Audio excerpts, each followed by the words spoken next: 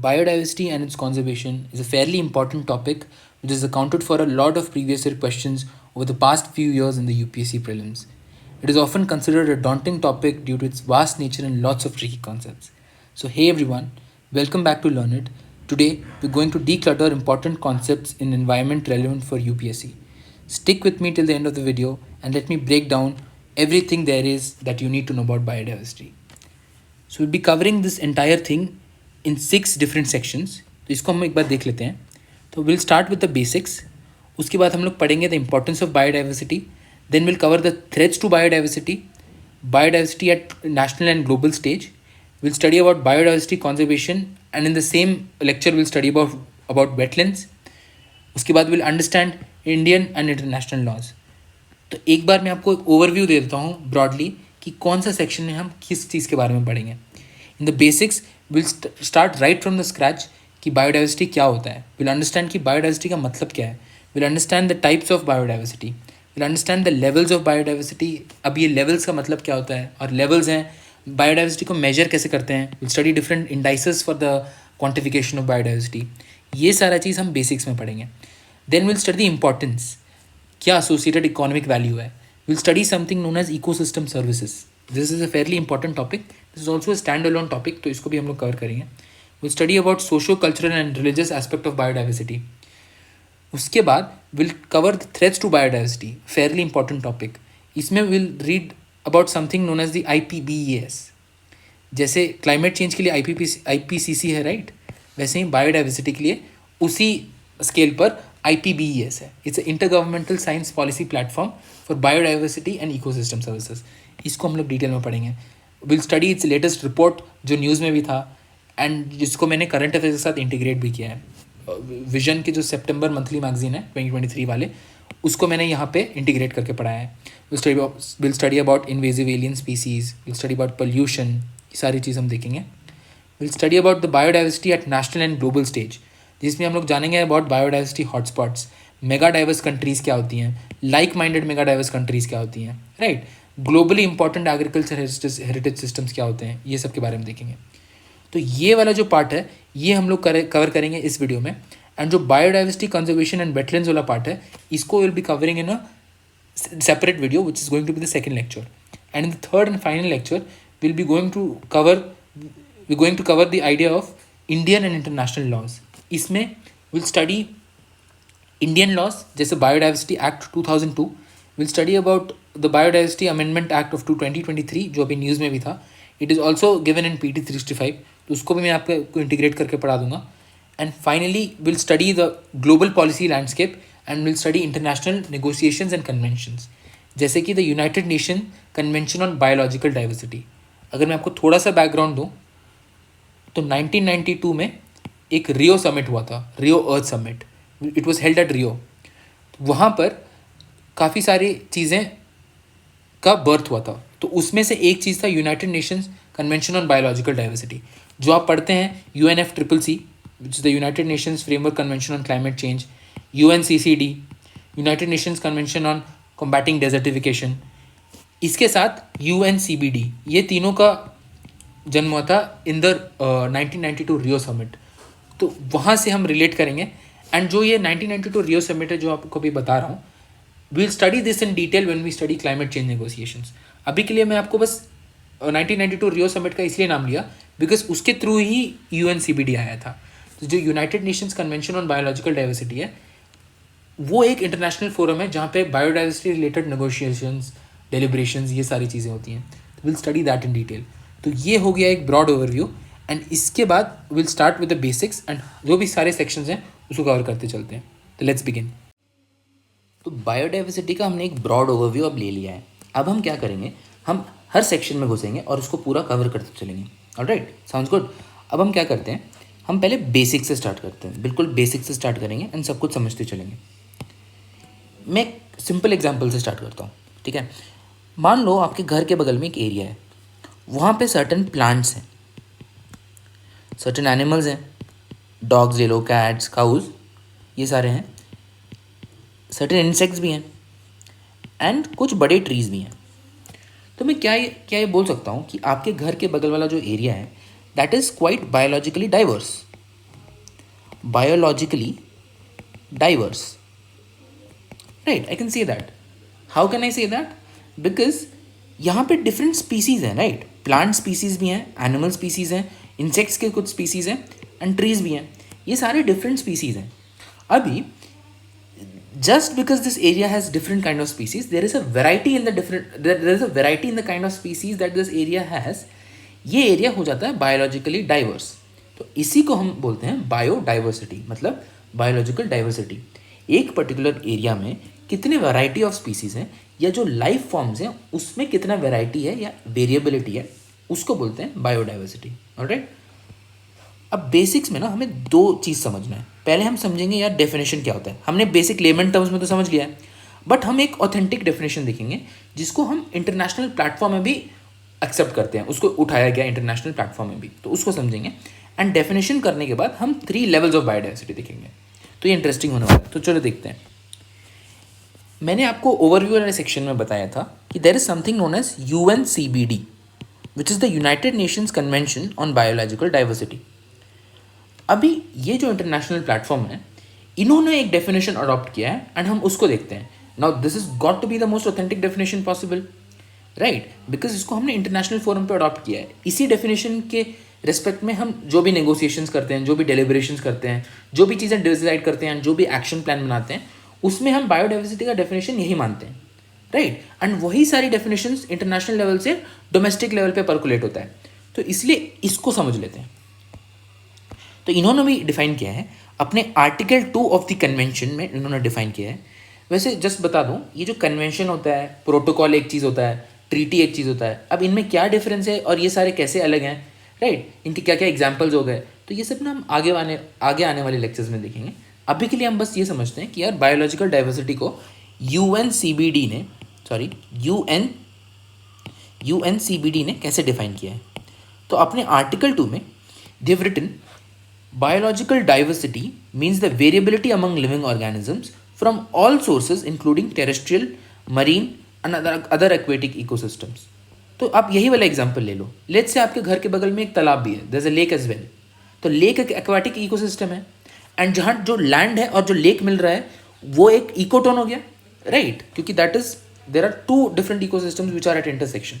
तो वहाँ पे अलग स्पीसीज हो गए, राइट. तो ये जो डिफरेंट स्पीसीज़ हैं, अगर आप पूरा अपना एरिया ले लो तो वो जो पूरा एरिया है वो काफ़ी बायोलॉजिकली डाइवर्स हो जाएगा. उसमें हमको मरीन एंड एक्वाटिक इकोसिस्टम्स को भी लेके चलना है. तो यही यहाँ पे डिफाइन किया गया है.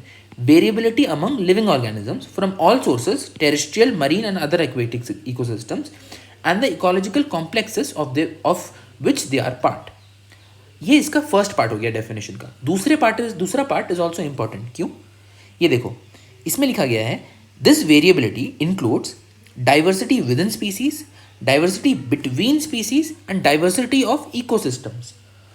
अभी ये जो 3 इन्होंने दिया है ना, includes diversity within species, between species and ecosystems, इन्हीं को हम levels of biodiversity में पढ़ते हैं. Got it?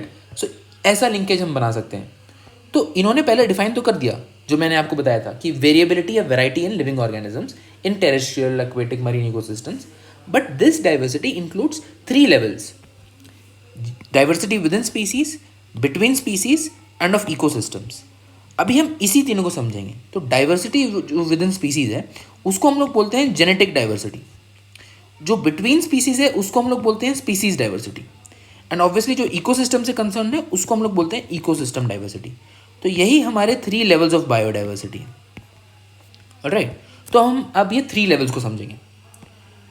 तो let's look at the 3 levels of biodiversity. आप इसको ऐसे समझ सकते हो ना कि ये डिफरेंट हायरार्की है, डिफरेंट हायरार्किकल पोजीशंस हैं इन लेवल्स ऑफ बायोडाइवर्सिटी. तो उसको समझते हैं.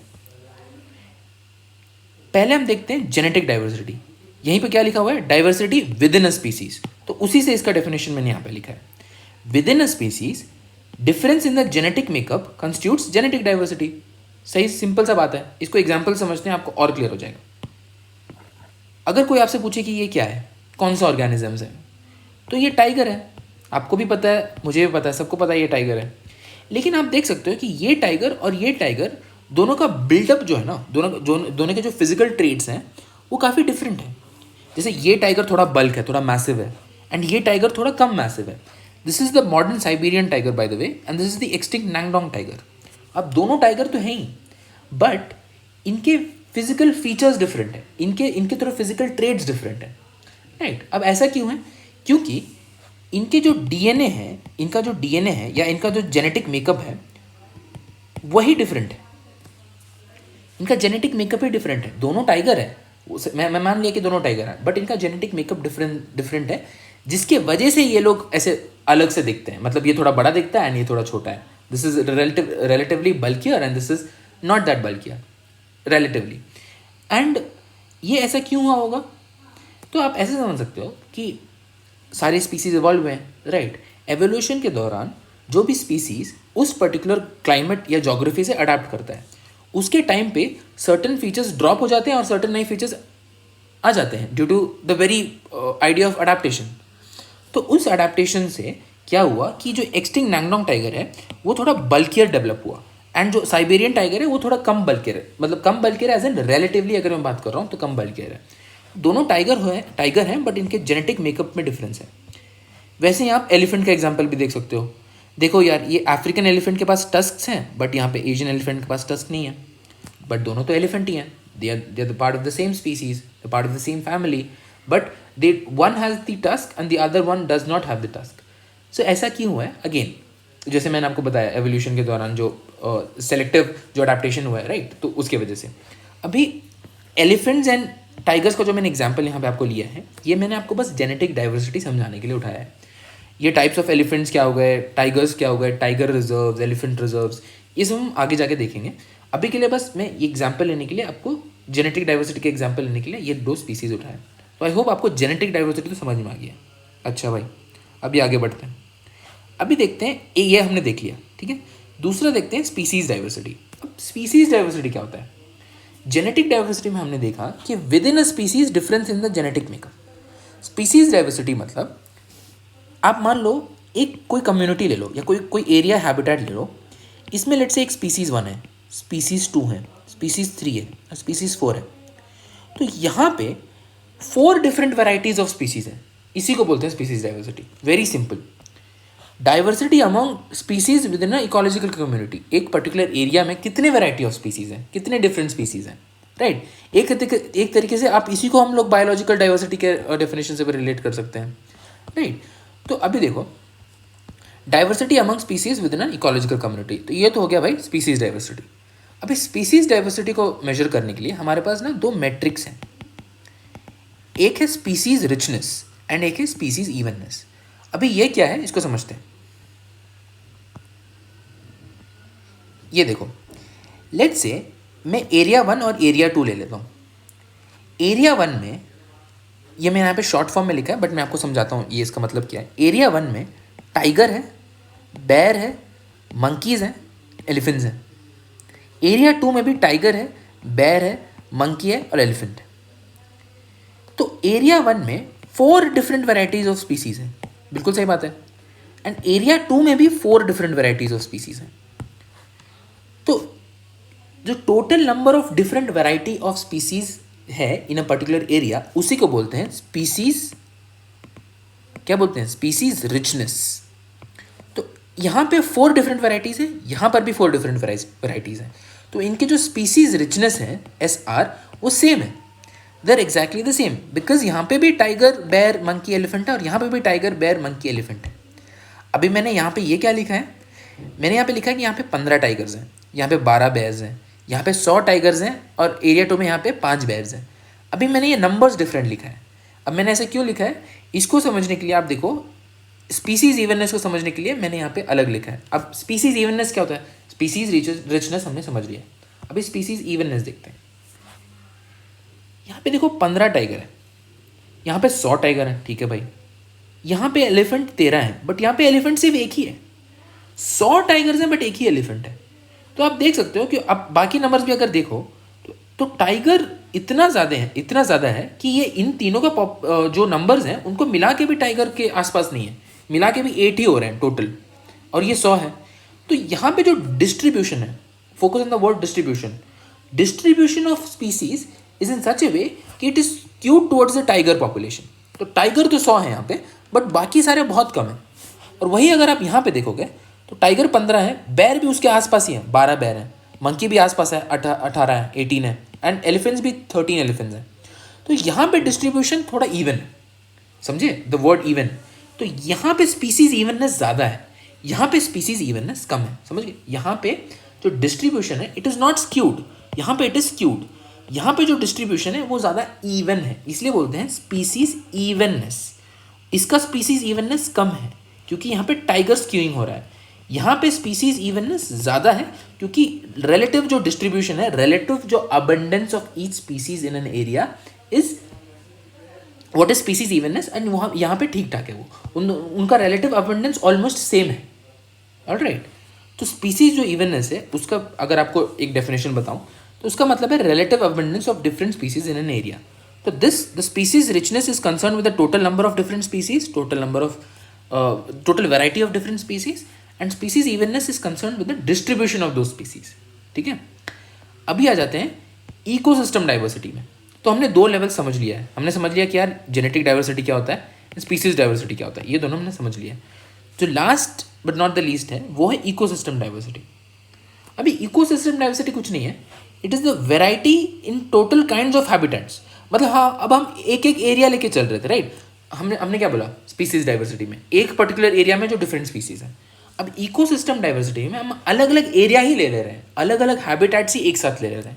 उससे क्या होगा, जो number of different ecological interactions है अक्रॉस डिफरेंट साइट्स या अक्रॉस डिफरेंट हैबिटेट्स वो भी बढ़ जाएंगे, राइट। तो उसको हम लोग बोलते हैं इकोसिस्टम डाइवर्सिटी। मैं आपको एग्जांपल से समझाता हूँ।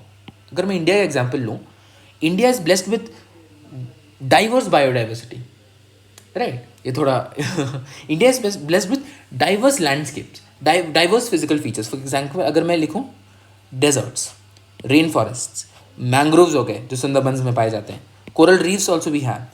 तो अगर मैं इसको देखूँ तो ये सारे डिफरेंट हैबिटेट्स हैं और ये दोनों भी एक दूसरे के बीच में इंटरेक्शन करते हैं, राइट। तो अगर मैं इनका एक पूरा एक आप समझ लो एक सुपर सेट लूँ तो वो हो जाएगा इकोसिस्टम डाइवर्सिटी। उसका जो डाइवर्सिटी है वो और भी एक बड़े लेवल पर होगा, तो इसको बोलते हैं इकोसिस्टम डाइवर्सिटी।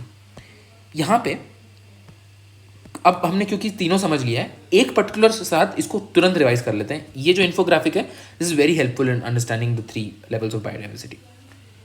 मान लो एक रॉडेंट है, एक रैट है, ठीक है। अभी देखो ये रैट का पॉपुलेशन या रोडेंट का पॉपुलेशन है, उनमें थोड़े रोडेंट्स बाकी रोडेंट से अलग हैं। वो ऐसा अलग क्यों है, क्योंकि उनके जेनेटिक मेकअप में ही डिफरेंस है। देखो यहाँ पे सारे रोडेंट्स ही हैं बट उनके जेनेटिक मेकअप डिफरेंट है। देखो यहाँ पे देखो, इसका जेनेटिक मेकअप, इसका जेनेटिक मेकअप, इसका जेनेटिक मेकअप, इसका जेनेटिक मेकअप, थोड़े डिफरेंसेस हैं। तो इसको बोलते हैं हम लोग genetic diversity within a species, differences in genetic makeup. Try to recall, अभी पढ़ा था हमने। नेक्स्ट लेवल जो होता है वो स्पीसीज डाइवर्सिटी होता है। तो यहाँ पे हम एक हैबिटेट ले लेते हैं, एक एरिया ले लेते हैं। तो इस एग्जाम्पल में इन्होंने लिया है कोस्टल रेडवुड इकोसिस्टम। तो एक कोस्टल रेडवुड हैबिटेट ले लिया है। अब उसमें देखो ये रॉडेंट तो है ही, ये रॉडेंट यहाँ पर भी है, उसके साथ तो यहाँ पे कुछ फर्न्स हैं, यहाँ पे लेट्स से कुछ छोटे मोटे प्लांट्स हैं, यहाँ पे देखो एक फ्रॉग भी है, एक स्नेल भी है। तो यहाँ पे डिफरेंट वेराइटीज ऑफ स्पीसीज हैं, प्लांट्स एंड एनिमल्स हैं। तो अब इन स्पीसीज में जो मतलब the variety of different species, इसी को बोलते हैं हम लोग स्पीसीज डाइवर्सिटी। ऑलराइट, एंड अगर अगेन 2 मेट्रिक्स होते हैं, क्या क्या क्या होता है, species richness and species evenness. उसको भी हम यहाँ पे देख सकते हैं। यहाँ पे तो चलो एक ही हैबिटेट दिया तो हम कंपेयर नहीं कर सकते, बट जो मैंने आपको एरिया 1 जो टाइगर, बेयर, मंकी और एलिफेंट के साथ बताया था, आई होप आपको वो समझ में आ गया। जो लास्ट टाइप है वो है इकोसिस्टम डाइवर्सिटी। अब देखो यहाँ पे इन्होंने एक मरीन एक्वेटिक इकोसिस्टम भी लिया है, एक स्ट्रीम ऑफ वाटर को भी लिया है, एडजेसेंट जो लैंड टेरेस्ट्रियल इकोसिस्टम है जहाँ पे ट्रीज हैं उसको भी लिया है। देखो यहाँ पे जो ट्रीज हैं, यहाँ पे ट्रीज हैं वो अलग हैं, यहाँ पे थोड़े ग्रासलैंड्स हैं, यहाँ पे वो भी नहीं है, यहाँ पे बैरन लैंड है। तो यहाँ का जो इकोलॉजिकल इंट्रैक्शंस होंगे वो डिफरेंट होंगे। और एक बड़े इकोसिस्टम में, एक बड़े से सुपर सेट में हम देख सकते हैं कि ये सारे भी एक दूसरे से इंटरेक्ट कर रहे हैं, इसको बोलते हैं इकोसिस्टम डाइवर्सिटी। ऑलराइट, तो ये हो गया 3 लेवल्स ऑफ बायोलॉजिकल डाइवर्सिटी। अब हम बस जो छोटा सा फैक्चुअल पॉइंट देख लेते हैं। Walter G Rosen was the one who coined the term biological diversity. जो हम पढ़ते हैं ना बायोडाइवर्सिटी, उसको कॉइन किया था मिस्टर वॉल्टर जी रॉजिन ने इन 1986। एंड ये है मिस्टर एडवर्ड ओ विल्सन। मुझे वॉल्टर जी रॉजिन का पिक्चर मुझे ऑनलाइन मिला नहीं था, सो इसलिए I have not attached it here, but Edward O Wilson का मुझे काफ़ी पिक्चर्स मिला था। तो Edward O Wilson, mister Edward O Wilson is the person who has popularize the term of biodiversity. तो कॉइन किया था वॉल्टर जी रॉजन ने 1986 में, एंड इसको पॉपुलराइज किया था एडवर्डो विल्सन ने. Right, this is obviously not directly relevant for prelims, but just for the sake of completion मैं आपको बता दे रहा हूँ ताकि आपको एक होलिस्टिक अंडरस्टैंडिंग हो, including the people who have pioneered it in the first place. Right, चलो अब आगे बढ़ते हैं. अभी हम देखेंगे what are the different indices of biodiversity. अब ये क्यों देख रहे हैं भाई? देखो, हमने तो देख लिया कि यार डिफरेंट लेवल्स ऑफ बायोडाइवर्सिटी हो सकते हैं. अभी हम देखते हैं कि ये बायोडाइवर्सिटी अगर मुझे चाहिए जानना है तो मैं इसको कैसे मेजर कर सकता हूँ. How can I quantify the biodiversity in a particular region. तो इसी में काम आ जाते हैं हमारे इंडाइसेस या इंडेक्स. तो index of biodiversity is nothing but a tool to measure या quantify biodiversity in a particular region. अब ये 3 टाइप के होते हैं: alpha biodiversity, beta biodiversity and gamma biodiversity. अब इनमें क्या डिफरेंस है भाई? इसको ना एग्जाम्पल से समझते हैं. एक विजुअल बहुत अच्छा एग्जाम्पल है, इससे समझते हैं. तो मैंने यहाँ पे एक रीजन ले लिया है, एक बड़ा सा एरिया ले लिया है. ठीक है, उसमें 3 साइट्स हैं, साइट 1, साइट 2 और साइट 3. अगर मैं जूम करूँ आप देख सकते हो यहाँ पे कार्स हैं, यहाँ पे ट्रीज़ हैं. ये साइट एक साइट है, ये साइट भी, ये कुछ पार्क टाइप का लग रहा है, ये साइट बी है. और ये देखो थोड़ा सा यहाँ पे मरीन इकोसिस्टम भी है, तो ये साइट सी है. 3 डिफरेंट साइट्स हैं. अगर मैं देखूँ कि साइट ए में कितने स्पीसीज़ हैं यार, एक ट्री है यहाँ पे, लेट से ये स्पैरो हो गया, एक बटरफ्लाई है एंड कुछ छोटे छोटे प्लांट्स हैं. तो यहाँ पे 4 डिफरेंट स्पीसीज़ हैं. इसी को बोलते हैं अल्फा डाइवर्सिटी या अल्फा इंडेक्स. तो यहाँ पे अल्फा का वैल्यू 4 है. Here alpha is nothing but 4. क्यों? क्योंकि 4 डिफरेंट स्पीसीज़ हैं. इसी को बोलते हैं अल्फा डाइवर्सिटी या alpha index of diversity. Site B में आ जाते हैं. यहाँ पर भी देखो यार, पार्क में क्या होगा? स्क्विरल्स होंगे, बटरफ्लाइज भी होंगे, वही स्पैरोज होंगे एंड ट्रीज हैं यहाँ पे. तो यहाँ पर भी 4 डिफरेंट वैरायटी ऑफ स्पीसीज है. अब समझ रहे हो, जो हम लेवल्स पढ़ के हैं वैसे ही है. This is very similar. यहाँ पे अल्फा का वैल्यू भी यहाँ पे 4 है. वैसे ही मैं साइड सी भी देख लेता हूँ, आप समझ सकते हो. अब देख लो, ट्री है, स्पैरो है, बटरफ्लाई है, प्लांट है. लेकिन यहाँ पे क्योंकि मरीन इकोसिस्टम है, तो लेट्स से ये ईगल है एंड यहाँ पे फिश है. तो यहाँ पे भी एक दूसरा बर्ड है. तो यहाँ पे जो टोटल वैरायटी ऑफ स्पीसीज है वो 6 है. ऑलराइट, तो इसका अल्फा डाइवर्सिटी या अल्फा इंडेक्स हो गया 6. Alpha equal 6. तो अल्फा डाइवर्सिटी आप समझ के क्या होता है? एक particular with in a particular site जो डिफरेंट स्पीसीज है वो अल्फा इंडेक्स को डिनोट करते हैं. अभी जो बीटा इंडेक्स होता है या बीटा डाइवर्सिटी होता है वो अक्रॉस 2 डिफरेंट साइट्स होता है. समझ रहे हो? लेट्स से ये हैबिटेट, एक पर्टिकुलर हैबिटेट है, हैबिटेट बी, और ये है हैबिटेट ए. इन दोनों के बीच में जो स्पीसीज डाइवर्सिटी है ना, उसको बोलते हैं beta diversity, and that is quantified by the beta index. तो इनका बीटा 2 है. अब 2 क्यों क्यों है? देखो, साइट ए में ये ट्री है, यहाँ पर भी वही सेम ट्री है, ये बटरफ्लाई है, यहाँ पर भी बटरफ्लाई है, यहाँ पे स्पैरोज हैं, यहाँ पे भी स्पैरोज हैं. यहाँ पे लेकिन यहाँ पे प्लांट्स हैं, लेकिन यहाँ पे प्लांट्स ना होकर स्क्विरल्स हैं. स्क्विरल्स यहाँ पे नहीं थे. तो इन दोनों के बीच में जो डाइवर्सिटी है, जो अनकॉमन है, राइट, मतलब डाइवर्सिटी मतलब क्या होगा? कितने वैरायटी के हैं, कितने टाइप के हैं. तो यहाँ पे इनमें 2 अलग अलग टाइप के, एक यहाँ पे जो साइट ए में है वो साइट बी में नहीं है, और जो साइट बी में है वो साइट ए में नहीं है. तो इनका जो बीटा इंडेक्स हो गया या बीटा डाइवर्सिटी हो गया, वो हो गया 2 स्पीसीज. अब इसी को एक्स्ट्रापोलेट करके मैं एक और बताता हूँ. लेट्स से हम साइट बी एंड साइट सी देखते हैं. देखो, साइट बी की अल्फा डाइवर्सिटी कितना था? साइट बी का अल्फा इंडेक्स था 4, साइट सी का अल्फा इंडेक्स था 6. अभी देखो, यहाँ पे ट्री है, यहाँ पे भी ट्री है, स्पैरो स्पैरो, यहाँ पे बटरफ्लाई है, यहाँ पे भी बटरफ्लाई है. बट बस इतना ही है. स्क्विरल्स यहाँ पे नहीं है, फिश यहाँ पे नहीं है. फिश तो हो ही नहीं सकते हैं, because site B is not a marine ecosystem. ये प्लांट्स भी नहीं है और ईगल भी यहाँ पे नहीं है. तो यहाँ पे आप देख रहे हो 1, 2, 3 एंड 4 है यहाँ पे बीटा डाइवर्सिटी. जो स्पीसीज यहाँ पे जो अक्रॉस डिफरेंट साइट्स, जो नंबर ऑफ स्पीसीज जो डिफरेंट है वो है 4.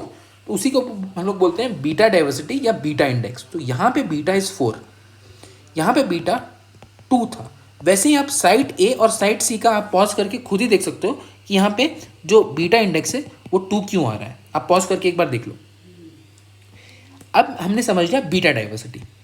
अब आ जाते हैं थोड़े और बड़े लेवल पे. अब मैं क्या कर रहा हूँ, इस सारे साइट्स को एक साथ उठा ले रहा हूँ और फिर मैं देख रहा हूँ कि यार ये पूरे रीजन में, इनकम्पासिंग ऑल दीज साइट्स, कितना गामा डाइवर्सिटी है, ये कितना।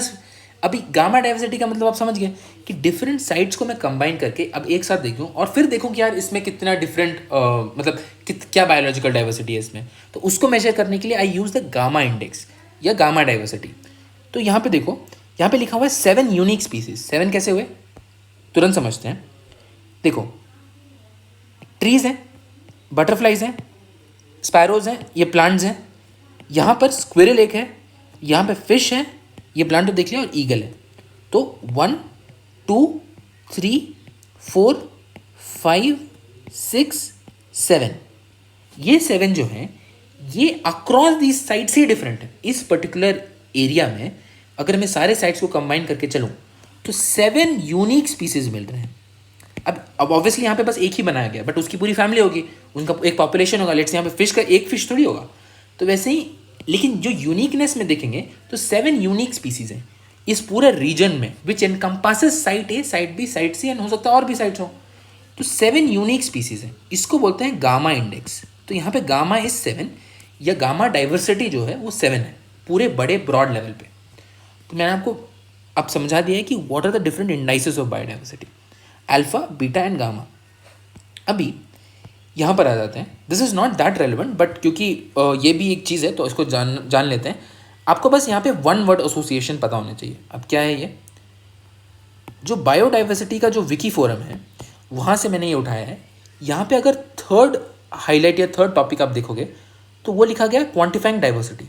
अब बायोडाइवर्सिटी को क्वांटिफाई करने के लिए काफ़ी सारे टेक्निक्स हैं, काफ़ी मैथमेटिकल फॉर्मूले भी हैं, बट वो सब में हमें नहीं घुसना है। हमें बस इतना पता होना चाहिए कि नाम क्या है, ताकि अगर आप नाम देखो, फॉर एग्जाम्पल अगर कोई आपसे पूछे कि Hill numbers is associated with what, तो आप समझ पाओ कि यार ये बायोडाइवर्सिटी से कुछ लेना देना है इसका। तो मैंने आपको अभी पढ़ाया था स्पीसीज रिचनेस। तो स्पीसीज रिचनेस को ध्यान में रखते हुए कुछ इंडाइसेस फॉर्मुलेट किए गए हैं, और रिचनेस और इवननेस दोनों को मिलाकर कुछ इंडाइसेस फॉर्मुलेट किए गए हैं। अब मतलब व्हाट एम आई स्पीकिंग, कोई भी इंडेक्स है, राइट, कोई भी इंडेक्स कुछ चीज़ों का फंक्शन है। लेट्स से कोई जो इंडेक्स है उसमें मैं स्पीसीज रिचनेस को ले रहा हूँ, तो it is a function of species richness. कोई एक और इंडेक्स है, it is a function of species richness and species evenness. कोई और भी इंडेक्स हो सकता है जिसमें हम स्पीसीज रिचनेस ले रहे हैं, स्पीसीज इवननेस भी ले रहे हैं, और कुछ कुछ चीज़ें ले रहे हैं। तो ये हमारे इनपुट पैरामीटर्स हैं, उसको हम कोई फार्मूला में डालेंगे तो हमको एक आउटपुट मिलेगा which we call as the index. तो इनका जो मैथमेटिकल मेथोडोलॉजी है या मैथमेटिकल फार्मूले हैं, दे यूज डिफरेंट पैरामीटर्स, इसकी वजह से इतने ढेर सारे हैं। मैं आपको बस ये समझाने के लिए बता रहा था, this is not directly relevant. आप बस कुछ नाम याद कर लो। स्पीसीज रिचनेस के लिए there is a Margalef diversity index. अगर आप बस इतना भी याद कर लो कि मार्गेलेफ डाइवर्सिटी इंडेक्स, तो काफ़ी है। Shannon Wiener index is something जो आप बस नाम याद रख लो। वैसे ही Simpson's index of biodiversity, Brillouin's index of biodiversity and Hill numbers, ये जो है जो मुझे इंपॉर्टेंट लगे। तो आप बस इसका आप एक बार नाम देख लो और ये देख लो कि यार ये सारे जो इंडाइसेस हैं ये डाइवर्सिटी इंडाइसेस हैं and they are related to the topic of biodiversity या इंडाइसेस ऑफ बायोडाइवर्सिटी। ठीक है, बस जस्ट वन वर्ड एसोसिएशन, इतना काफ़ी होगा। तो अभी हमने समझ लिया indices of biodiversity. Indices of biodiversity समझने के बाद यहाँ पे मैंने आपको एक छोटा सा स्निपेट दिया है which talks about trends of biodiversity या ट्रेंड्स इन बायोडाइवर्सिटी। अभी यहाँ पे मैंने अर्थ बनाया है, ऑलराइट। ये वाला जो रीजन है we all know that it is the equatorial region. अभी इक्वेटोरियल रीजन में सबसे ज़्यादा बायोडाइवर्सिटी होती है। ऐसे क्यों? क्योंकि ये वाला यही ऐसा रीजन है which is characterized by warm climate, high levels of productivity, right. Ecosystem जो प्रोडक्टिविटी है वो बहुत हाई होता है। This lots of rainfall and precipitation, this abundant sunlight, and जो टेम्परेचर है वो भी यहाँ पे बहुत अच्छे से मॉडरेटेड है। तो ये जो रीजन है वो काफ़ी बायोलॉजिकली डाइवर्स है, alright. It is the equatorial reason exhibits high level of biodiversity, and as we move towards the poles, जो biodiversity है वो कम हो जाता है। So biodiversity decreases from equator towards the poles, both in the north direction and the south direction। अगर हम equator से north पे चले, नॉर्थ पोल की तरफ जाएं तो बायोडाइवर्सिटी डिक्रीज होगा, एंड अगर हम साउथ पोल की तरफ भी जाएं इक्वेटर से तो भी बायोडाइवर्सिटी डिक्रीज होगा। लेकिन इनके रेट्स ऑफ डिक्रीज अलग हैं, ऑलराइट।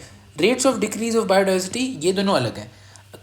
कौन से हेमिस्फीयर में ज़्यादा फास्टर रेट ऑफ डिक्रीज है? Please put it down in the comments below. तो अब हमने देख लिया ट्रेंड्स ऑफ बायोडाइवर्सिटी, ये भी देख लिया। तो अभी तक हमने क्या क्या देखा? हमने बेसिक्स देखा, हमने डेफिनेशन जाना, इंटरनेशनल फोरम में जो डेफिनेशन एक्सेप्टेड है उसको भी देखा, 3 लेवल्स ऑफ बायोडाइवर्सिटी हमने जाना, इंडाइसेस ऑफ बायोडाइवर्सिटी कैसे मेजर करते हैं वो भी देखा, एंड ट्रेंड्स ऑफ बायोडाइवर्सिटी भी देखा।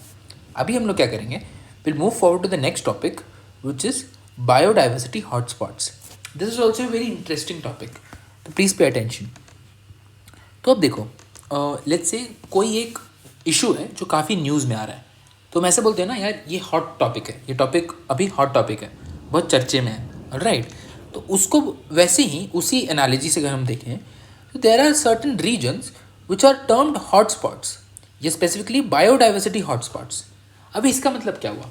ये वो सारे स्पॉट्स हो गए, वो रीजन्स हो गए जहाँ बायोडाइवर्सिटी हॉट है, as in biodiversity is trending, और rather biodiversity is concentrated in जगह की जो बायोडाइवर्सिटी है that is very very important, and इसलिए इसको हम हॉट स्पॉट्स बोल रहे हैं, बायोडाइवर्सिटी हॉट स्पॉट्स। तो नॉर्मन मायर्स जो थे, he was an ecologist, and what he did is he defined the term biodiversity hotspots. He gave the concept of biodiversity hotspots. और उन्होंने उसको कैसे डिफाइन किया? मिस्टर मायर्स सेड कि hotspots या biodiversity hotspots are those biogeographic regions which exhibit 3 characteristics. अगर कोई region में हाई स्पीसीज रिचनेस है, now we know what is species richness, we just saw it थोड़ी देर पहले जब हम स्पीसीज डाइवर्सिटी कर रहे थे, alright. That region should exhibit high level of endemism. अभी एंडेमिज्म मतलब क्या होता है? एंडेमिज्म मतलब अगर हम बोल रहे हैं कि कोई particular species is endemic to a particular region, let's say ये एक पर्टिकुलर रीजन है, यहाँ पे कोई स्पीसीज है जो बस इसी पर्टिकुलर एरिया के लिए एंडेमिक है, तो इसका मतलब ये है कि ये स्पीसीज बाकी कहीं नहीं पाया जाता है, it is endemic to this particular region. तो वैसे ही हॉटस्पॉट्स वो रीजन है जहाँ पे काफ़ी सारे ऐसे स्पीसीज हैं जो उस एरिया के लिए एंडेमिक है, so that region exhibits high degree of endemism. समझ गए? हाई स्पीसीज रिचनेस होना चाहिए, हाई एंडेमिज्म होना चाहिए, हाई लेवल्स ऑफ एंडेमिज्म होना चाहिए, एंड इसके साथ साथ severe levels of habitat loss भी होना चाहिए। मतलब जो हैबिटेट है, मतलब वहाँ की बायोडाइवर्सिटी काफ़ी थ्रेटेंड है, जो हैबिटेट लॉस है वो काफ़ी तेज़ी से हो रहा है, राइट। तो अगर हम तीनों को मिला के देखें तो आपको हमें इंट्यूटिवली क्या समझ में आ रहा है कि यार ये ना ऐसे रीजन हैं जहाँ पे स्पीसीज बहुत रिच हैं और वो सिर्फ वहीं पाए जाते हैं, और साथ साथ उस एरिया का हैबिटेट लॉस भी हो रहा है। तो अब देखो ये कितना, इसीलिए इसको टर्म किया गया है राइटली हॉटस्पॉट, ये बायोडाइवर्सिटी के हॉटस्पॉट्स हैं, ऑलराइट। तो ये डेफिनेशन तो नॉर्मन मायर्स ने, मिस्टर मायर्स ने एकेडमिकली दिया था। एक अमेरिकन एनजीओ है which is formed in 1987, it is called conservation international. अब ये जो नाम होते हैं ना, इंटरनेशनल ऐसे बोल दिया, there is similar, there is wild life international, there is bird life international, वैसे ही there are other some name and international. तो ऐसे जो होते हैं वो मोस्टली एनजीओज, ग्लोबल कोएलिशंस ऐसे होते हैं, ऑलराइट। तो obviously this is not very true for everything, but अगर आप जेनेरिक लेवल पे देखो तो ऐसा होता है। So Conservation International is an American NGO formed in 1987. What they did, they adopted Norman Myers का definition. They adopted Mr. Myers का definition and they undertook a reassessment of the hotspots concept in 1996. तो इन्होंने ये definition को उठाया and they tried to map the global hotspots. They tried to reassess कि यार ये hotspots के concept को हम world में कैसे कैसे fit कर सकते हैं। अभी रीअसेसमेंट के लिए उन्होंने अगर फॉर एग्जांपल मुझे कोई एरिया को बताना है कि यार ये हॉटस्पॉट है कि नहीं है, तो मैं कैसे बताऊंगा? कुछ क्राइटेरिया होना चाहिए। तो वैसे ही कंजर्वेशन इंटरनेशनल ने क्राइटेरिया दिया टू आइडेंटिफाई बायोडाइवर्सिटी हॉटस्पॉट्स। अब वो क्राइटेरिया क्या थे? 2 क्राइटेरिया हैं, क्राइटेरिया 1 एंड क्राइटेरिया 2। अभी ये ध्यान रखो कि ये क्राइटेरिया काफ़ी स्ट्रिक्ट है, मतलब ये दोनों से डिविएशन नहीं होना चाहिए। अगर हो रहा है तो वो बायोडाइवर्सिटी हॉटस्पॉट नहीं कहलाएगा, because these are strict criterias. पहला क्राइटेरिया है कि अगर कोई रीजन को हम लोग, लेट्स से ये कोई रीजन है एक्स, अगर इसको हमें बायोडाइवर्सिटी हॉटस्पॉट्स का नाम लेबल देना है, तो यहाँ पर there should be 1000 at least 1500 species of vascular plants as endemic. 1500 species of vascular plants as endemic मतलब they are not found anywhere else in the world, not found anywhere else in the world. And दूसरा जो criteria है वो है that particular region must have not more than 30% of natural vegetation. इसका मतलब more than 70% loss of natural habitat. अब मैं ये क्यों लिखा हूँ? If I take you back, अगर आप नॉर्मन मायर्स का जो ओरिजिनल डेफिनेशन अगर वो देखोगे तो वहाँ पे देखो, हाई डिग्री ऑफ एंडेमिज्म एक क्राइटेरिया था to be for a region to be labelled as biodiversity hotspot. तो कंजर्वेशन इंटरनेशनल ने क्योंकि नॉर्मन मायर्स का ही डेफिनेशन अडॉप्ट किया है, तो ये उनके क्राइटेरिया में भी रिफ्लेक्ट हो रहा है. हाई एंडेमिज्म से ही ये क्राइटेरिया है. 1500 species of vascular plants as endemic. Severe levels of habitat loss होना चाहिए, तो उसकी वजह से ये क्राइटेरिया है. More than 70% loss of natural habitat, मतलब 30% से ज़्यादा वहाँ के नेचुरल वेजिटेशन नहीं है, बाकी सारा खत्म हो गया है. अगर ये दोनों क्राइटेरिया मीट हो रहे हैं किसी पर्टिकुलर रीजन में, तो that is fit to be deemed as biodiversity hotspot. तो ये क्राइटेरिया दिया गया. अभी इसी क्राइटेरिया को ध्यान में रखते हुए 1999 में CI मीन्स कंजर्वेशन इंटरनेशनल, तो कंजर्वेशन इंटरनेशनल ने आइडेंटिफाई किया 25 different biodiversity hotspots. Currently, in 2024, we have 36 areas which qualify as hotspots, and they represent just 2.5% of the Earth's terrestrial surface, land surface. अब देख रहे हो, सिर्फ 2.5% ही है टोटल मिला के अर्थ का लैंड सरफेस का. तो ये सारे जो रीजन्स हैं they are very species rich, highly endemic, and यहाँ पे severe levels of habitat loss भी हो रहा है. एंड जो क्राइटेरिया वर्ड टू वर्ड जो न्यूमेरिक वैल्यूज़ यहाँ पे कंजर्वेशन इंटरनेशनल ने यूज़ किए हैं वो हमने यहाँ पे देख लिया है. अभी हम इसको थोड़ा विजुअली मैप के बेसिस के साथ समझते हैं. तो यार ये देखो, ये वर्ल्ड मैप है, ठीक है.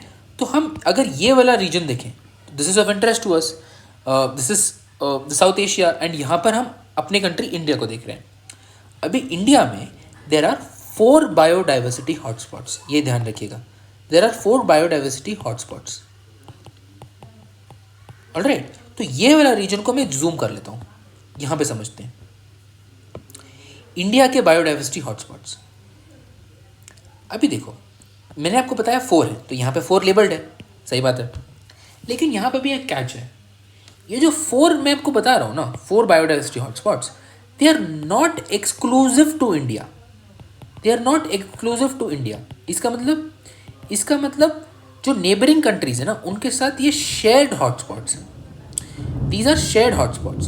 देखो यार, बायोडाइवर्सिटी नोज नो बाउंड्रीज, ठीक है. बाउंड्रीज एंड जो बॉर्डर्स हैं वो हमने ह्यूमंस ने क्रिएट किया है. Biodiversity doesn't know any boundaries, ठीक है. तो ये जो शेयर्ड हॉटस्पॉट्स है ना, दिस इज ये खुद ब खुद आया है. मतलब obviously because biodiversity ascends all borders, all boundaries. तो इंडिया का खुद का एक्सक्लूसिव बायोडाइवर्सिटी हॉटस्पॉट नहीं है. जो कंडीशंस मीट नहीं हो रहे थे, इसलिए वो बायोडाइवर्सिटी हॉटस्पॉट ऐसे खुद का हमारा नहीं है. जो भी हमारा 4 बायोडाइवर्सिटी हॉटस्पॉट है जो हम बोलते हैं, वो हम नेबरिंग कंट्रीज के साथ भी शेयर करते हैं, and hence it is not exclusive to our country. अब क्या क्या है वो देख लेते तुरंत. वेस्टर्न घाट्स, इसको हम श्रीलंका के साथ शेयर करते हैं. देखो, ये पूरा रीजन बायोडाइवर्सिटी हॉटस्पॉट है. सिमिलरली हिमालय रीजन भी बायोडाइवर्सिटी हॉटस्पॉट है. अभी हिमालय रीजन में देखो, we share it with Pakistan, China, Nepal definitely, Bhutan, and to some extent Myanmar as well. ये पूरा रीजन एक बायोडाइवर्सिटी हॉटस्पॉट हो गया. वैसे ही इंडो बर्मा, म्यांमार हो गया, ये हमारा नॉर्थ ईस्ट का सर्टन पार्ट हो गया, राइट. ये देखो, यहाँ पे मेघालय का सर्टन पार्ट, यहाँ पे मिजोरम, त्रिपुरा का सर्टन पार्ट, और यहाँ पे लाओस, वियतनाम, कंबोडिया, ये सब का पार्ट मिला के ये एक बायोडाइवर्सिटी हॉटस्पॉट है, and it is the Indo Burma biodiversity hotspot. Alright. And वैसे ही एक सुंडा लैंड बायोडाइवर्सिटी हॉटस्पॉट है. सुंडा लैंड बायोडाइवर्सिटी हॉटस्पॉट में ये सारे आइलैंड नेशंस हैं, इंडोनेशियन आइलैंड्स हैं, जावा, सुमात्रा, ये सारे आइलैंड्स हैं, एंड साथ में इंडिया के अंडमान एंड निकोबार आइलैंड्स भी हैं. तो ये एक पूरा रीजन एक और बायोडाइवर्सिटी हॉटस्पॉट है. तो इंडिया के हैं total 1, 2, 3 and 4 biodiversity hotspots, and remember they are not exclusive to India. तो ये चारों मैंने यहाँ पे आपको लिस्ट किया गया. अभी वर्ल्ड लेवल पे समझते हैं. वर्ल्ड लेवल पे आप देखो, 36 बायोडाइवर्सिटी हॉटस्पॉट से मैंने आपको बताया. जो लेटेस्ट बायोडाइवर्सिटी हॉटस्पॉट है उसको 2016 में लेबल किया गया था, 2016 में रिकॉग्नाइज किया गया था, and that is the north American coastal plain. ये 36 बायोडाइवर्सिटी हॉटस्पॉट है. वैसे ही 2011 में जाके बना था हमारा 35th बायोडाइवर्सिटी हॉटस्पॉट. जो था फॉरेस्ट्स ऑफ ईस्ट ऑस्ट्रेलिया। तो यार देखो, पूरे वर्ल्ड में सर्टन रीजन्स में जो भी यहाँ पे शेडेड रीजन, राइट, ये वाला रीजन हो गया, ये वाला रीजन, ये सारे को मिला के सिर्फ 2.5% ऑफ लैंड एरिया है, और ये सारे बायोडाइवर्सिटी हॉटस्पॉट रीजन्स हैं। एंड इंडिया का हमने देख लिया, Himalaya region 1, Western Ghats and Sri Lanka 2, ये इंडो बर्मा का 3, एंड ये जो Andaman Nicobar islands or rather the Sundaland region वो गया 4 बायोडाइवर्सिटी हॉटस्पॉट्स हैं। तो ये हमने समझ लिया है। Latest biodiversity hotspot is the north American coastal plain. अभी ये तो सही है, लेकिन अभी ये देखा गया कि यार देखो, ये हॉटस्पॉट्स तो इंपॉर्टेंट हैं, इनका कंजर्वेशन सबसे ज़्यादा प्रायोरिटी पर है अभी, लेकिन इनमें से भी कुछ ऐसे प्लेसेस हैं which are called hottest of the hotspots. मतलब हॉटस्पॉट्स ऑलरेडी इतने क्रूशल प्लेसेस हैं, उसमें भी हॉटेस्ट ऑफ द हॉटस्पॉट्स हैं, और ऐसे 8 प्लेसेस हैं। So 8 out of 36 biodiversity hotspot are deemed as hottest of the hotspots. And खास बात यह है कि इंडिया में ऐसे 3 हैं, राइट। इंडिया के 3, जो इंडिया में टोटल 4 थे, उसमें से इंडिया के 3 out of 4 come in the list of hottest of the hotspots. तो देखिए, इंडिया बायोडाइवर्सिटी नेगोशिएशंस के सेंटर स्टेज पे रहेगा। मैं आपको ये इसलिए बता रहा हूँ क्योंकि बाद में जाके when we'll study multilateral groupings in context of biodiversity, और also when we'll study international conventions related to biodiversity, तो उसमें जो ग्लोबल नेगोशिएशंस और जो ग्लोबल पॉलिसी लैंडस्केप होता है, उसमें इंडिया का भी एक से होता है, because India houses 3 of the 8 hottest of the hotspots, right. 4 तो उसके हॉटस्पॉट्स हैं ही, उसमें से भी 3 है, मतलब 75% जो है वो directly hottest of the hotspots में लाई करता है। वैसे ही और कितने हैं? 8 हैं, उसको मैंने यहाँ पे मैप में दिखाया है। तो इंडिया के हो गए, इंडिया के कौन कौन से 3 हैं? Sundaland, western Ghats and Sri Lanka and Indo Burma. Himalayas नहीं आता है हॉटस्पॉट्स ऑफ द हॉटस्पॉट में। हॉटेस्ट ऑफ द हॉटस्पॉट में इंडिया के सिर्फ 3 आते हैं, बाकी सारे तीनों एक्सेप्ट द हिमालयास, ठीक है। और बाकी वर्ल्ड में 8 हैं, तो बाकी हमने 3 देख लिए, तो बाकी 5 क्या हैं? कैरिबियन आइलैंड्स हैं, नॉर्थ अमेरिकन, साउथ अमेरिका में जो अटलांटिक फॉरेस्ट है, ये वाला रीजन है वो है, coastal forest of eastern Africa, Madagascar and the Indian Ocean plains and the Philippines. Caribbean islands, Atlantic forest, coastal forest of eastern Africa, Madagascar and the Indian Ocean islands, Philippines. ये हो गया 5 जो बाकी world के हैं, और India के Western Ghats and Sri Lanka, Sundaland region, Indo Burma region, not the Himalayas region, ठीक है। तो ये हो गए हॉटेस्ट ऑफ द हॉटस्पॉट्स। अभी hottest of the hotspots and biodiversity hotspots हमने पूरे अच्छे से समझ लिया है। अभी हम इसको जाके आगे हम लोग पढ़ते हैं। अब what are mega diverse countries and like minded mega diverse countries. अब इसको समझने से पहले एक रिलेटेड कॉन्सेप्ट समझ लेते हैं। There is something known as biodiversity hope spots. ये देखो, ये हॉट स्पॉट्स नहीं है, ये होप स्पॉट्स हैं। Now they are very different, right. इनका मतलब भी चेंज हो जाता है when compare to hot spots. Hotspot network is a joint initiative of Mission Blue. देखो ऐसे नाम है, Mission Blue, Conservation International. Mission Blue is a global coalition, right. वैसे Conservation International was an American NGO. Hotspot network is a joint initiative of Mission Blue, which is a global coalition, and IUCN. IUCN के बारे में भी हम आगे जाके पढ़ेंगे when we study species. A hope spot is a marine protected area. सबसे पहले तो आपको यह ध्यान रखना है, hope spot is a exclusive marine protected area. Marine organisms, marine ecosystems से related है. A hope spot is a marine protected area that needs special protection because of its wildlife and significant underwater habitats. तो इसलिए इसको mission blue jointly initiate कर रहा है with along with IUCN. This is the reason because Mission Blue works for the protection of oceans, right. इसका नाम ही Mission Blue इसलिए पड़ा है. तो hope spot is a marine protected area, need special protection for wild life and significant under water habitats. India में Lakshadweep and Andaman and Nicobar islands hope spot sites हैं. And Lakshadweep was also in the news recently because of our Prime Minister's visit and the India-Maldives clash. तो वो वाला जो episode था that becomes, उसको अगर backdrop में रखें तो लक्षद्वीप अभी के लिए इंपॉर्टेंट हो जाता है. तो आई सजेस्ट कि हमने तो ये देख लिया कि बायोडाइवर्सिटी होप स्पॉट है लक्षद्वीप, साथ साथ लक्षद्वीप की जो जोग्राफी है, राइट, वो सब भी आप एक बार रिवाइज कर लेना. एक क्वेश्चन मैं आपको अभी देता हूँ रिलेटेड टू लक्षद्वीप. आप मुझे ये बताओ कि अगर आपको इंडिया से लक्षद्वीप आइलैंड्स जाना है तो there is only one way. आप एक पर्टिकुलर एरिया से ही जा सकते हो. Comment down the name of that region in the comment section, right. तो अब हमने बायोडाइवर्सिटी हॉटस्पॉट होप स्पॉट्स भी समझ लिया, एंड पहले ही हमने बायोडाइवर्सिटी हॉटस्पॉट भी समझ लिया था, इसको तो हमने काफ़ी डिटेल में देखा था, एंड होप स्पॉट्स भी समझ लिया, एंड इन दोनों में क्या डिफरेंस है दैट वी नो नाउ। अभी हम आगे बढ़ते हैं, and now will be covering sections where we deal with biodiversity related groupings. Biodiversity जो चीज़ है, अगर वो कुछ कंट्रीज़ के बीच में कॉमन है तो जाहिर सी बात है कि वो कंट्रीज़ क्या करेंगी, वो साथ में आएंगी, they will negotiate with the rest of the countries to help preserve their biodiversity. अगर मैं आपको एक एग्जांपल से बताऊं कि देखो, लेट्स से एक कंट्री है C1, एक कंट्री है C2, ये दोनों के नेशनल इंटरेस्ट जो हैं वो अलाइन करते हैं। सो वो जो इंटरनेशनल टेबल है वहाँ पर सिमिलर व्यूज रखे हैं, राइट। ये तो बहुत सिंपल सा बात है, this is how international negotiations work. एक और बात मैंने आपको बताई थी, ट्रेंड्स इन बायोडाइवर्सिटी, राइट। हमने देखा था कि as we move from equator towards the poles तो बायोडाइवर्सिटी कम होता है, राइट। तो इससे हमें एक और चीज़ समझ में आ गया कि यार देखो, the distribution of biodiversity on the planet is quite uneven. And ये अनइवन क्यों है?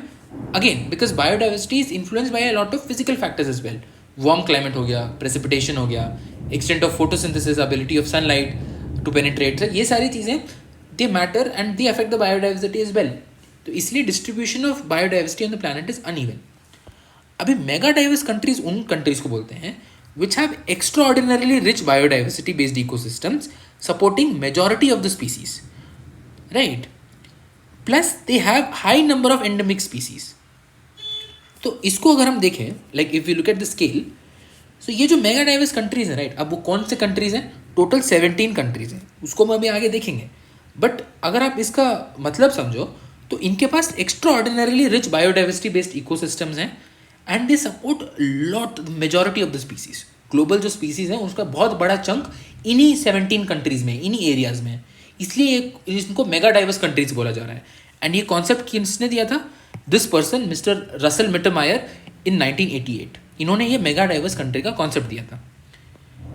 तो ये जो मेगा डाइवर्स कंट्रीज हैं, दे occupy just 10% of the area but constitute over 70% of the planets terrestrial biodiversity. This is very important. आप scale देख रहे हो, 10% एरिया है but 70% of the planets terrestrial biodiversity इन्हीं कंट्री से आता है। अभी एक है United Nations Environment Programme, UNEP। UNEP के अंदर एक ऑफिस है, वर्ल्ड कंजर्वेशन मॉनिटरिंग सेंटर। अब वर्ल्ड कंजर्वेशन मॉनिटरिंग सेंटर जो है, इसने 17 MDCs को आइडेंटिफाई किया है। MDCs मतलब मेगा डाइवर्स कंट्रीज। कॉन्सेप्ट किसने दिया था? मिस्टर रसल मिटरमायर इन 1988। तो इन्होंने उस कॉन्सेप्ट का हेल्प लेके 17 MDCs around the globe identify किया। किसने किया? UNEP का world conservation and monitoring centre. ये UNEP का ही अंडर एक बॉडी है, ठीक है। तो अब अगर आइडेंटिफाई किया है तो सर्टेन क्राइटेरियाज होंगे। अभी ऐसे ही तो जैसे हमने हॉटस्पॉट्स के लिए पढ़ा था, देखो अगर कोई रीजन को हॉटस्पॉट होना है तो सर्टेन क्राइटेरिया होना चाहिए। वैसे ही अगर किसी को मेगा डाइवर्स कंट्री होना है तो उस कंट्री को भी सर्टेन क्राइटेरिया क्राइटेरिया मीट करना पड़ेगा। क्या क्राइटेरिया है? WCMC ने टू क्राइटेरिया दिया है, या UNEP ने 2 क्राइटेरिया दिया है। देखो, एटलीस्ट 5000 एंडेमिक प्लांट स्पीसीज होने चाहिए उस कंट्री में, एंड उसके साथ साथ मस्ट बॉर्डर मरीन इकोसिस्टम्स। जो वो कंट्री है ना, it must border marine ecosystems. तो इससे एक बात तो क्लियर हो गया कि no landlocked country can be a part of the mega diverse countries. यहाँ पे लैंडलॉक्ड कंट्री आ ही नहीं सकता है।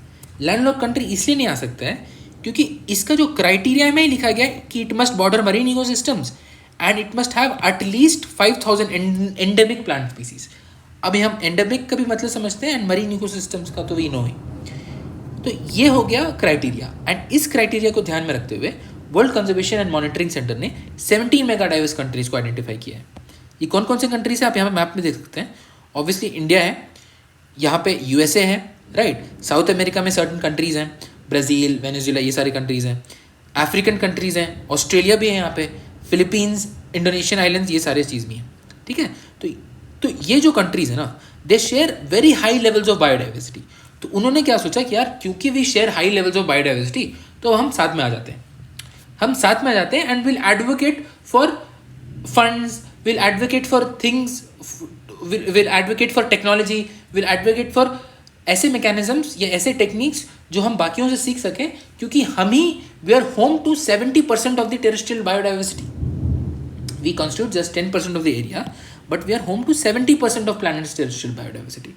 तो ये जो कंट्रीज हैं ये साथ में आ गई and they form mega diverse countries.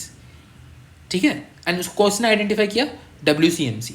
अभी ये सारे countries they share high levels of biodiversity. ये बात तो सही है, ठीक है. तो ये सब सही चल रहा था. फिर एक बनता है like minded mega diverse countries. But hold on, when we had mega diverse countries, तो like minded mega diverse countries का मतलब क्या हुआ? इसका मतलब क्या हुआ? तो इसको ना ऐसे समझो. If you look at this map,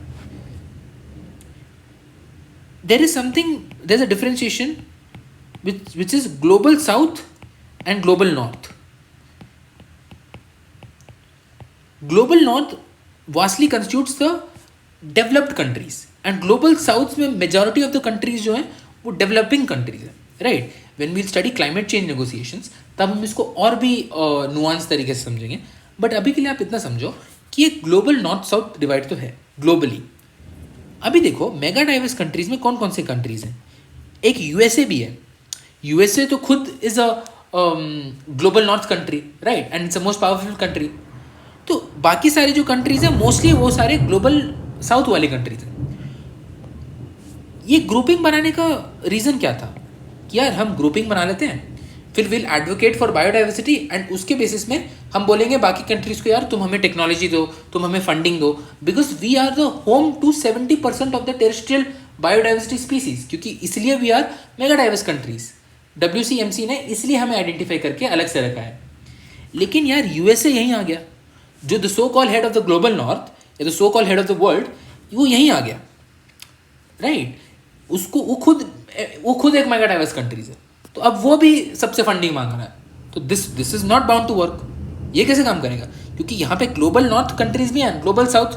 global north का जो यूएसए वो आ गया एंड बाकी ग्लोबल साउथ कंट्रीज हैं. तो अभी अगर ये लोग एडवोकेट भी करते हैं तो मेजॉरिटी फंडिंग और कहाँ से आएगा, राइट. और भी कंट्रीज हैं बट यूएसए खुद यहाँ पे आ गया. USA being a highly the most developed country today, वो खुद इस मेगा डाइवर्स कंट्रीज का पार्ट है. तो this grouping was bound to not work. तो क्या हुआ? 2002 में कैंकून समिट हुआ. 2002 में जो कैंकून समिट हुआ वहाँ पे एक आइडिया प्रपोज किया गया, like minded mega diverse countries. And ये किसने प्रपोज किया होगा? ऑब्वियसली ग्लोबल साउथ ने ही प्रपोज किया होगा, because they had the issue. अभी यूएसए ही अगर हमारे साथ मेगा डाइवर्स कंट्री में आ गया है, हमें फंडिंग कहाँ से आएगा, राइट. एक डेवलप्ड कंट्री भी आ गया है. तो like minded mega diverse countries का जो रैशनल है वो ये है कि ये जो कंट्रीज है ना, देखो मेगा डाइवर्स कंट्री में वो सारे कंट्रीज थे which share high levels of biodiversity. But the reason like minded mega diverse countries came into existence, ऐसा grouping came into existence, is because कुछ ऐसे कंट्रीज थे ना जो शेयर करते थे common perspectives, priorities and demands. जो global south के कंट्रीज थे specifically, they had the demand and priority यार हम बहुत ज़्यादा लेवल ऑफ बायोडाइवर्सिटी को we pay homage to a lot of biodiversity and इसलिए we need funding, we need help, we need techniques, we need technology. तो हमें चाहिए वो. एंड इसलिए हम क्या करते हैं, हम साथ में आ जाते हैं. तो कैंकून समिट जब हुआ था तो ग्लोबल साउथ कुछ कंट्रीज साथ में आ गए and together they advocated for a different grouping all together which was like minded mega diverse countries. अब आप समझ ही सकते हो कि यहाँ पे यूएसए नहीं होगा. अब ये मैप ही देख लो, यहाँ पे यूएसए को हटा दिया गया है, थोड़े से और ग्लोबल साउथ के कंट्रीज को ऐड किया गया है. तो ये टोटल अराउंड 20 है, ये अराउंड 17 है. ये इसका लॉजिक है कि यार मेगा डाइवर्स कंट्रीज होने के बाद भी like minded mega diverse countries को क्यों बनाना पड़ा. तो आई होप आपको लॉजिक समझ में आ गया है, राइट. कैंकून समिट याद रखिए, कैंकून समिट में ही like minded mega diverse countries को प्रपोज किया गया था. अभी इसमें भी क्राइटेरिया है, लेकिन इसका क्राइटेरिया थोड़ा रिलैक्स्ड है.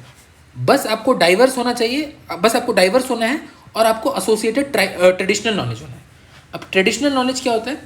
देखो जहाँ भी बहुत ज़्यादा बायोडाइवर्सिटी होता है ना, बहुत सारे ट्रीज़ हैं, बहुत सारे प्लांट्स हैं, तो हम जब फॉरेस्ट लेजिस्लेशंस पढ़ रहे थे तो हमने देखा था कि वहाँ पे बहुत सारे लोकल इंडिजिनस कम्युनिटीज़ भी हैं, ट्राइबल कम्युनिटीज़ हैं, और उनके पास हिस्टोरिक नॉलेज है, उनके पास बहुत पहले से ही उनका ट्रेडिशनल नॉलेज चला आ रहा है. Some are good at making medicine from just, उनको पता होगा कि कौन से plant species are good for making medicine. कितने लोग तो ऐसे एंटी वेनम्स भी वहाँ से बना लेते हैं, राइट. तो उनको वो कैसे पता है? That is what is collectively known as traditional knowledge. आगे जाके हम लोग जब पढ़ेंगे अबाउट बायोडाइवर्सिटी एक्ट, तो उसमें भी will study about it in detail. But अभी के लिए बस इतना ध्यान रखो कि अगर like minded mega diverse country होना है तो आपको डाइवर्स, बायोलॉजिकली डाइवर्स होना है ऑब्वियसली, एंड फिर साथ में you should also have associated traditional knowledge. Marine ecosystem का नीड नहीं है. इसका मतलब लैंड लॉक्ड कंट्री भी हो सकता है, ये लैंड लॉक्ड कंट्री भी हो सकता है. Mega diverse country can not be land locked, क्योंकि उसमें क्राइटेरिया ही है जो WCMC ने डिफाइन किया था कि it must border marine ecosystems. तो कोई भी लैंड लॉक्ड कंट्री ये नहीं हो सकता है. लेकिन यहाँ पे तो ऐसा कोई क्राइटेरिया नहीं है. तो यहाँ पर जो लैंड लॉक्ड कंट्रीज है वो आ सकती हैं. फॉर एग्जाम्पल आप ये देख लो, ये एक लैंड लॉक्ड कंट्री है. Bolivia is a land locked country. यहाँ पे बोलिविया ऐड किया गया था, यहाँ पे बोलिविया नहीं था. देखो यहाँ पे बोलिविया नहीं है, बट यहाँ पे बोलिविया है. तो ये जो ग्रुपिंग है, ये इसका लॉजिक बस ये था कि यार हमारे जो पर्सपेक्टिव्स, जो गोल्स और डिमांड्स है ना, वो अलग है. तो इसलिए हम मेगा डाइवर्स कंट्रीज तो हैं ही, बट उसका ही हम एक दूसरा पार्ट है जिसको हम बोलेंगे like minded mega diverse countries, and we share common perspectives, priorities and demands. तो इतना कुछ को समराइज करके अगर मैं सिंपल एक वर्ड में बोलूँ तो मेगा डाइवर्स कंट्रीज पहले बने थे. They all share high levels of biodiversity, सही बात है. लेकिन उसमें से एक सबसेट ऐसा बना, कुछ कंट्रीज ऐसे थे who shared common perspectives, priorities, demands. उनके थोड़े बहुत एस्पिरेशंस थे, थोड़े बहुत उनके डिमांड्स थे. तो उसके लिए एक अलग सा सबसेट बना जिसमें ये सारे कंट्रीज भी आए एंड बाहर से भी कुछ कंट्रीज आए. फॉर एग्जाम्पल बोलिविया जैसे हमने देखा, वो बने like minded mega diverse countries. And वो फिर एडवोकेट करने हैं कि यार we are global south and we are home to 70% of territorial biodiversity. तो इसलिए we need funding, we need technology which they ask from the global north, the developed countries per se, right. यही logic हम, यही जो भी हमने अभी पढ़ा है, इसको हम क्लाइमेट चेंज में भी पढ़ेंगे, जहाँ हम बात करेंगे कि यार developed countries should finance us, should finance हमारा ग्रीन टेक्नोलॉजी, राइट. हमें ट्रांजिशन करना है, बट हम ट्रांजिशन अपने पेस पे करेंगे, राइट. तुम्हारे डायरेक्शंस में हम नहीं एक्ट करेंगे. तुम तो फॉसिल फ्यूल्स बर्न करके डेवलप हो गए, बट अभी तो हमारा डेवलपिंग स्टेज है, अभी इज़ आवर टाइम. तो अभी हम तो यूज़ करेंगे, हम अचानक से स्टॉप नहीं कर सकते हैं. अगर तुम चाहते हो कि हम ट्रांजिशन करें ग्रीन एनर्जी पे, ग्रीन टेक्नोलॉजी पे, तो यू शुड फंड अस. ये मैं बस आपको ओवरव्यू दे रहा हूँ. ये जो पूरा भी जो मैं आपको कहानी बताया अभी, ये कहानी climate change negotiations and international convention में भी हम डील करेंगे. तो this was about mega diverse countries and like minded mega diverse countries. इन दोनों में क्या डिफरेंस है, क्या क्राइटेरिया हमने देख लिया, और क्यों बना था, किस बैकड्रॉप में आया था, ये भी देख लिया. The concept mega diverse country was given by Russell Mittermeier. Alright, अभी देखो mega diverse countries and like minded mega diverse countries तो हमने देख लिया. यहाँ पे हम एग्जाम्पल एक देखते हैं. कुछ कंट्रीज़ हैं जो मेगा डाइवर्स कंट्री भी हो सकते हैं और like minded mega diverse countries भी हो सकते हैं, और कुछ कंट्रीज ऐसे होते हैं जो इन दोनों में से कोई एक ही हो सकते हैं. तो तुरंत ये क्या है इसको समझ लेते हैं. अगर मैं इंडिया के एग्जाम्पल लूँ तो इंडिया देखो एक मेगा डाइवर्स कंट्री भी है और एक like minded mega diverse country भी है, because it's part of the Global South. It is technically the voice of the Global South, right. USA सिर्फ मेगा डाइवर्स कंट्री है, उसको like minded mega diverse country में include ही नहीं किया गया. एंड क्यों नहीं किया गया, we saw the whole reason. Bolivia को बाद में ऐड किया गया as a like minded mega diverse country. तो कोई कंट्री है जो दोनों हो सकता है, और कुछ कंट्रीज ऐसे भी हैं तो दोनों में से सिर्फ एक ही हो सकते हैं, या like minded mega diverse country का पार्ट हो सकते हैं या मेगा डाइवर्स कंट्री का पार्ट हो सकते हैं, राइट. एंड इन अ वे हमने देखा कि जो मेगा डाइवर्स कंट्री है उन्हीं में से डिराइव हुए हैं like minded mega diverse countries who share common perspectives, priorities and demands, right. तो ये हम पूरा समझ चुके हैं mega diverse countries and like minded mega diverse countries. अभी आगे बढ़ते हैं. अभी next will see globally important agricultural heritage systems. तो agriculture heritage is also an important part of integral element of biodiversity. इसको इसीलिए इसको यहाँ पे हमने इंक्लूड किया है. जो यूनाइटेड नेशंस का जो फूड एंड एग्रीकल्चर ऑर्गेनाइजेशन है, इसी ने कॉन्सेप्चुलाइज किया है the idea of GIAHS, and this was launched first in 2002 at the occasion of World Summit on Sustainable Development at Johannesburg. ये भी उन्हीं समिट्स का पार्ट है, जैसे रियो समिट हो गया, राइट. वैसे ही और भी समिट्स हुए थे. उसमें से एक समिट है world summit on sustainable development at Johannesburg, जो 2002 में आया था. इसको हम लोग बोलते हैं रियो +10 समिट. यहाँ पे कॉन्सेप्चुलाइज हुआ था। आगे जाके जब हम climate change conventions and international negotiations पढ़ेंगे तब भी हम इसको डिटेल में जानेंगे। अभी के लिए बस इतना याद रखो कि जो GIHS है, the concept is given by FAO, and FAO world में अलग अलग कंट्रीज में कौन कौन से एग्रीकल्चर हेरिटेज सिस्टम्स को हम रिकॉग्नाइज कर सकते हैं, कौन से GIHS कॉन्स्टिट्यूट करते हैं, वो सबको लेबल करता है, राइट। तो इंडिया में ऐसे 3 रीजन्स हैं। एक है saffron heritage, saffron cultivation at Jammu and Kashmir, ये आप देख लो। The Koraput traditional farming in Odisha, ये नंबर 2 हो गया। नंबर 1 हो गया सैफरन हेरिटेज, नंबर 2 हो गया Koraput traditional farming in Odisha, and finally this Kuttanad below sea level farming. तो यहाँ पे below the sea level farming होती है, पैडी कल्टिवेशन होती है, राइट। यहाँ पे मैंने आपको एक फोटो दिया है, this is part of Kerala, sorry this is part of Kerala, right. अगर आपको इसके बारे में और समझना है तो there is a short video, I think 5-6 minute का ही है, by Vice News on YouTube. मैंने यहाँ पे ये नाम दे दिया है, अगर आप इसको यूट्यूब पे सर्च करो तो आपको ये वीडियो मिल जाएगा। This is by Vice News, and इसमें काफ़ी अच्छे से समझाया गया है कि what is below sea level farming. काफ़ी एक ग्राउंड रिपोर्टिंग की गई है, तो आप इसको देख सकते हो in your free time, just to understand a bit more about what are below sea level farms and उनको बचाने के लिए अभी क्या किया जा रहा है, right. Because below sea level farms are also vulnerable to climate change, क्योंकि अगेन वी नो कि सी लेवल राइज हो जा रहा है, राइट। तो वो सारी चीज़ें भी हैं। तो उसके वजह से क्या हो रहा है कि बिलो जो सी लेवल फार्म्स हैं उनको ट्रेडिशनल वे से सेव किया जा रहा है। आप ये वीडियो देखना, दिस इज़ क्वाइट इंटरेस्टिंग, इसलिए मैंने आपको यहाँ पे इसका इमेज अटैच करके दिया है, राइट। तो अभी हमने सारा कुछ देख लिया कि GIHS क्या होता है।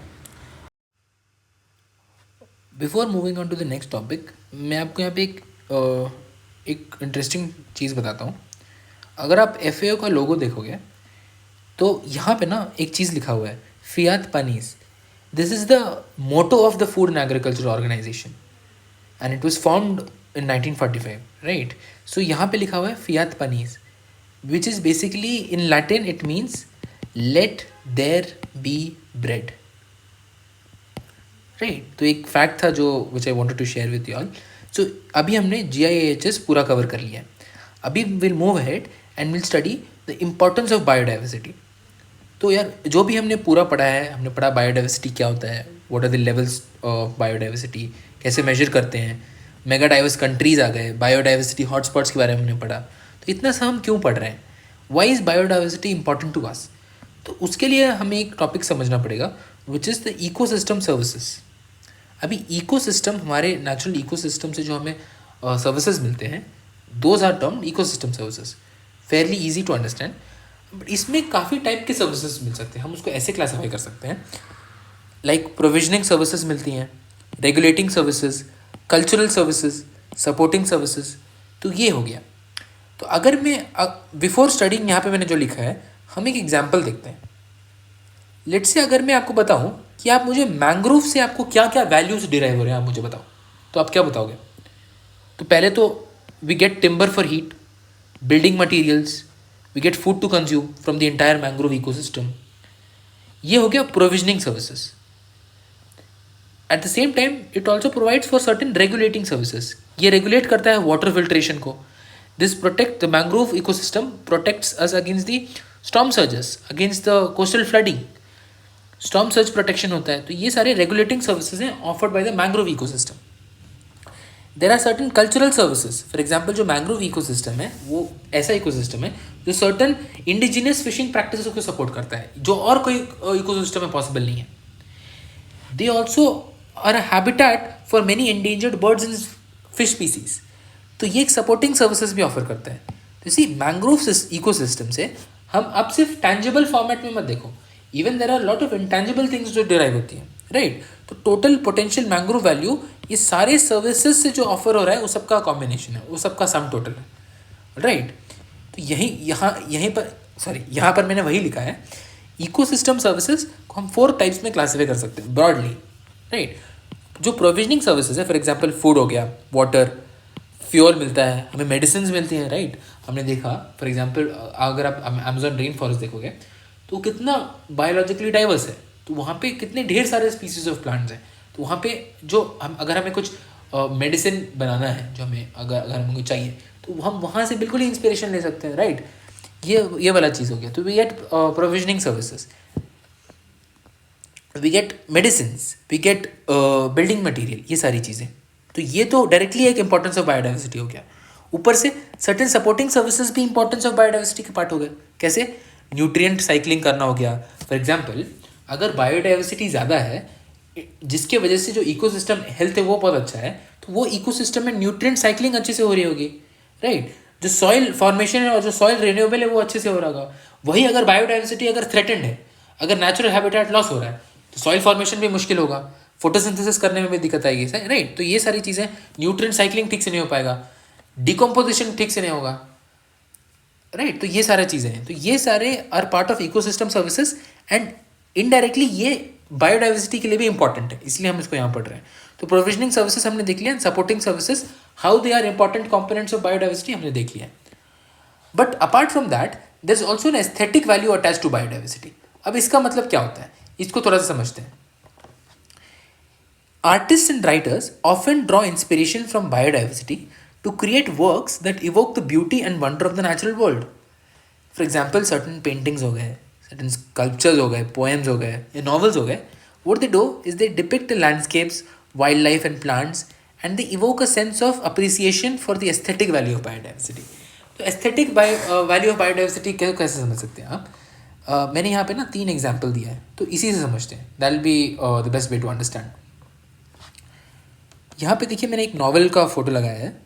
This is called the God of Small Things by Arundhati Roy and this won the Booker Prize in the year 1997, right. So this is a Booker Prize winning novel by Arundhati Roy. What it does, it intricately weaves together the themes of family हो गया, right, love, social issues, ये सारे themes को एक biodiversity के backdrop में बताया गया है, right. So it weaves together the themes of family, love and social issues against the backdrop of Kerala's natural environment, lush greenery, lush natural environment with descriptions of the entire landscape including its rivers, forest, wildlife. ये सारी चीज़ें highlight करती हैं the importance of biodiversity given by the author in this particular novel. वैसे ही रविंद्रनाथ टैगोर जी का जो गीतांजलि है, right, which he wrote, उसमें भी काफ़ी इमेजरी डिस्क्राइब की गई है। फॉर एग्जाम्पल ब्लूमिंग फ्लावर्स हो गए, फिशेज हो गए, राइट, जो भी लश ग्रीन नेचुरल एनवायरनमेंट है उसको वहाँ पे डिस्क्राइब किया गया है। तो ये भी एक एग्जाम्पल हो गया। फाइनली अगर हम ग्लोबल स्केल पे भी देखें तो there is a famous French impressionist painter by the name Claude Monet. उन्होंने ये पेंटिंग बनाया था which is called Japanese Bridge and Water Lilies. And इसमें आप देख सकते हो जो पेंटर है उन्होंने इसको बनाया है in appreciation of such a scenic beauty. तो ये भी बायोडाइवर्सिटी से रिलेट करता है। तो इसी को हम लोग बोलते हैं the aesthetic value of biodiversity. वो भी एक इंपॉर्टेंट चीज़ है, इसलिए भी बायोडाइवर्सिटी इंपॉर्टेंट हो जाता है, राइट। अब आप खुद सोचो, आप for example if you go to a lush green environment, if you go to the mountainous regions and फिर वहाँ से अगर आप नेचर को देख रहे हो, आप ऑब्जर्व कर रहे हो, तो आपको एक सेंस ऑफ पीस मिलता है, राइट। यू अप्रिशिएट कि यार कितना अच्छा सीन है, राइट। तो उसको हम लोग बोलते हैं एस्थेटिक वैल्यू ऑफ बायोडाइवर्सिटी। अब एक और वैल्यू भी मिलता है हमें बायोडाइवर्सिटी से, जो है spiritual value, cultural value, religious aspect of biodiversity. ये सारी चीज़ें हैं। स्पिरिचुअल या कल्चरल से हम क्या समझ सकते हैं? If you take the festivals of the South India, जैसे पोंगल हो गया, ओनम हो गया। Pongal for example it's a harvest festival which pays homage to nature, agriculture and environment, right. यहाँ पे basically it is a very crucial festival and it's widely celebrated across South India. तो ये cultural aspect of biodiversity को भी highlight करता है। कैसे करता है? क्योंकि देखो जो पोंगल है it's primarily a thanksgiving festival which is dedicated to the sun god Surya and the cattle that play a crucial role in agriculture. तो यहाँ पे जो फार्मर्स हैं they offer the first harvest of rice, sugar cane and other crops to the gods as a symbol of gratitude and nature for nature's bounty. तो ये देखो directly highlight कर रहा है कल्चरल वैल्यू। तो यहाँ पे लोग उसी को सेलिब्रेट कर रहे हैं। वैसे ही एनिमिज्म हो गया, right. For example as shown in movies like Elephant Whisperers, जो Elephant Whisperers also won an Oscar. And साथ में कंटारा मूवी हो गया जहाँ पे वो लोग फॉरेस्ट, वाइल्ड लाइफ एंड जो नेचर, जो लोकल कम्युनिटीज़ हैं वो कैसे वो नेचर को किस पर्सपेक्टिव से देखती हैं उसको अच्छे से डिपिक्ट किया गया है।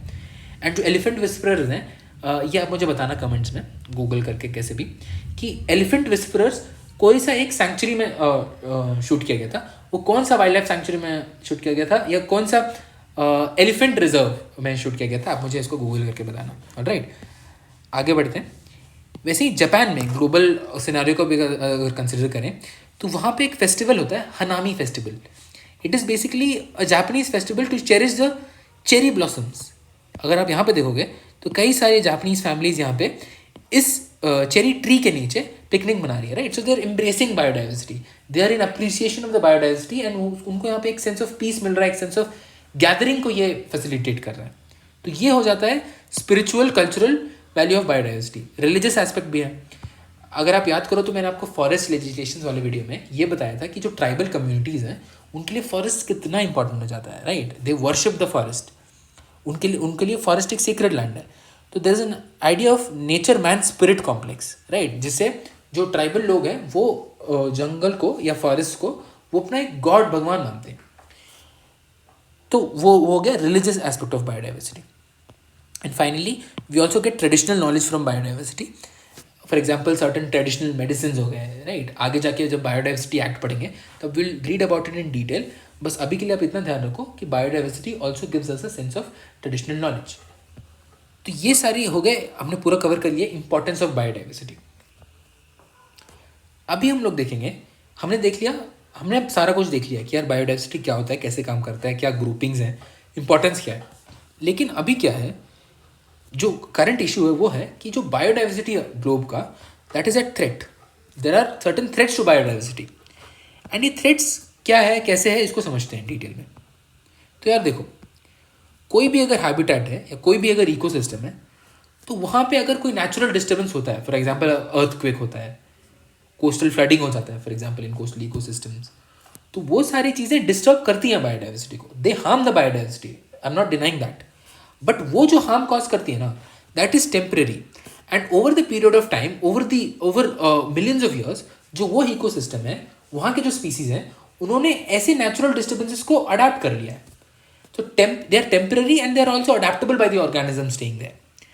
लेकिन जो एंथ्रोपोजेनिक कॉजेज हैं, जो हम ह्यूमंस कॉज करते हैं, एंड जो मास एक्सटिंक्शन इवेंट्स हैं, वो सारे इरिवर्सिबल हैं, वो सारे परमानेंट हैं।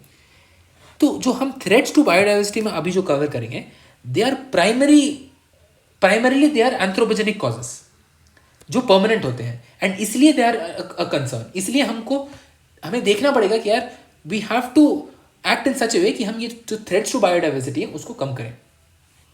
तो इसी बैकड्रॉप में अभी हम समझते हैं what are the threats to biodiversity. काफ़ी सारे थ्रेट्स हैं, बट जो एक इंपॉर्टेंट एक टर्म है जो आपको याद रखना है, वो है the evil quartet. The evil quartet is a term associated with 4 elements which constitute the major threat to biodiversity, global biodiversity. तो यहाँ पे देखते हैं, हैबिटेट लॉस एंड फ्रैगमेंटेशन एक इंपॉर्टेंट, एक मेजर थ्रेट है, one of the most major threats which harms biodiversity, right. कैसे?